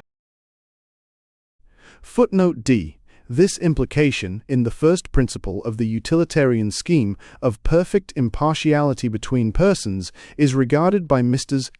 Herbert Spencer in his Social Statics as a disproof of the pretensions of utility to be a sufficient guide to right, since, he says, the principle of utility presupposes the anterior principle, that everybody has an equal right to happiness. It may be more correctly described as supposing that equal amounts of happiness are equally desirable, whether felt by the same or by different persons. This, however, is not a presupposition, not a premise needful to support the principle of utility, but the very principle itself. For what is the principle of utility, if it be not that happiness and desirable are synonymous terms? If there is any anterior principle implied, it can be no other than this, that the truths of arithmetic are applicable to the valuation of happiness, as of all other measurable quantities. Mr. Herbert Spencer, in a private communication on the subject of the preceding note, objects to being considered an opponent of utilitarianism, and states that he regards happiness as the ultimate end of morality, but deems that end only partially attainable by empirical generalizations from the observed results of conduct, and completely attainable only by deducing from the laws of life and the conditions of existence what kinds of action necessarily tend to produce happiness and what kinds to produce unhappiness. With the exception of the word necessarily, I have no dissent to express from this doctrine, and, omitting that word, I am not aware that any modern advocate of utilitarianism is of a different opinion. Bentham, certainly, to whom in the Social Statics Mr. Fig W. Athies, what Spencer particularly referred, is, least of all writers, chargeable with unwillingness to deduce the effect of actions on happiness from the laws of human nature and the universal conditions of human life. The common charge against him is of relying too exclusively upon such deductions, and declining altogether to be bound by the generalizations from specific experience which Mr. Spencer thinks that utilitarians generally confine themselves to.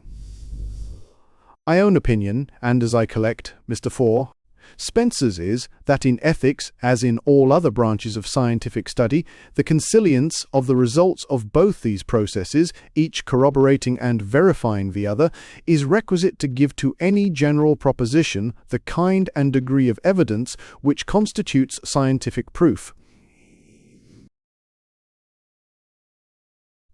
Thanks for listening to Utilitarianism by John Stuart Mill.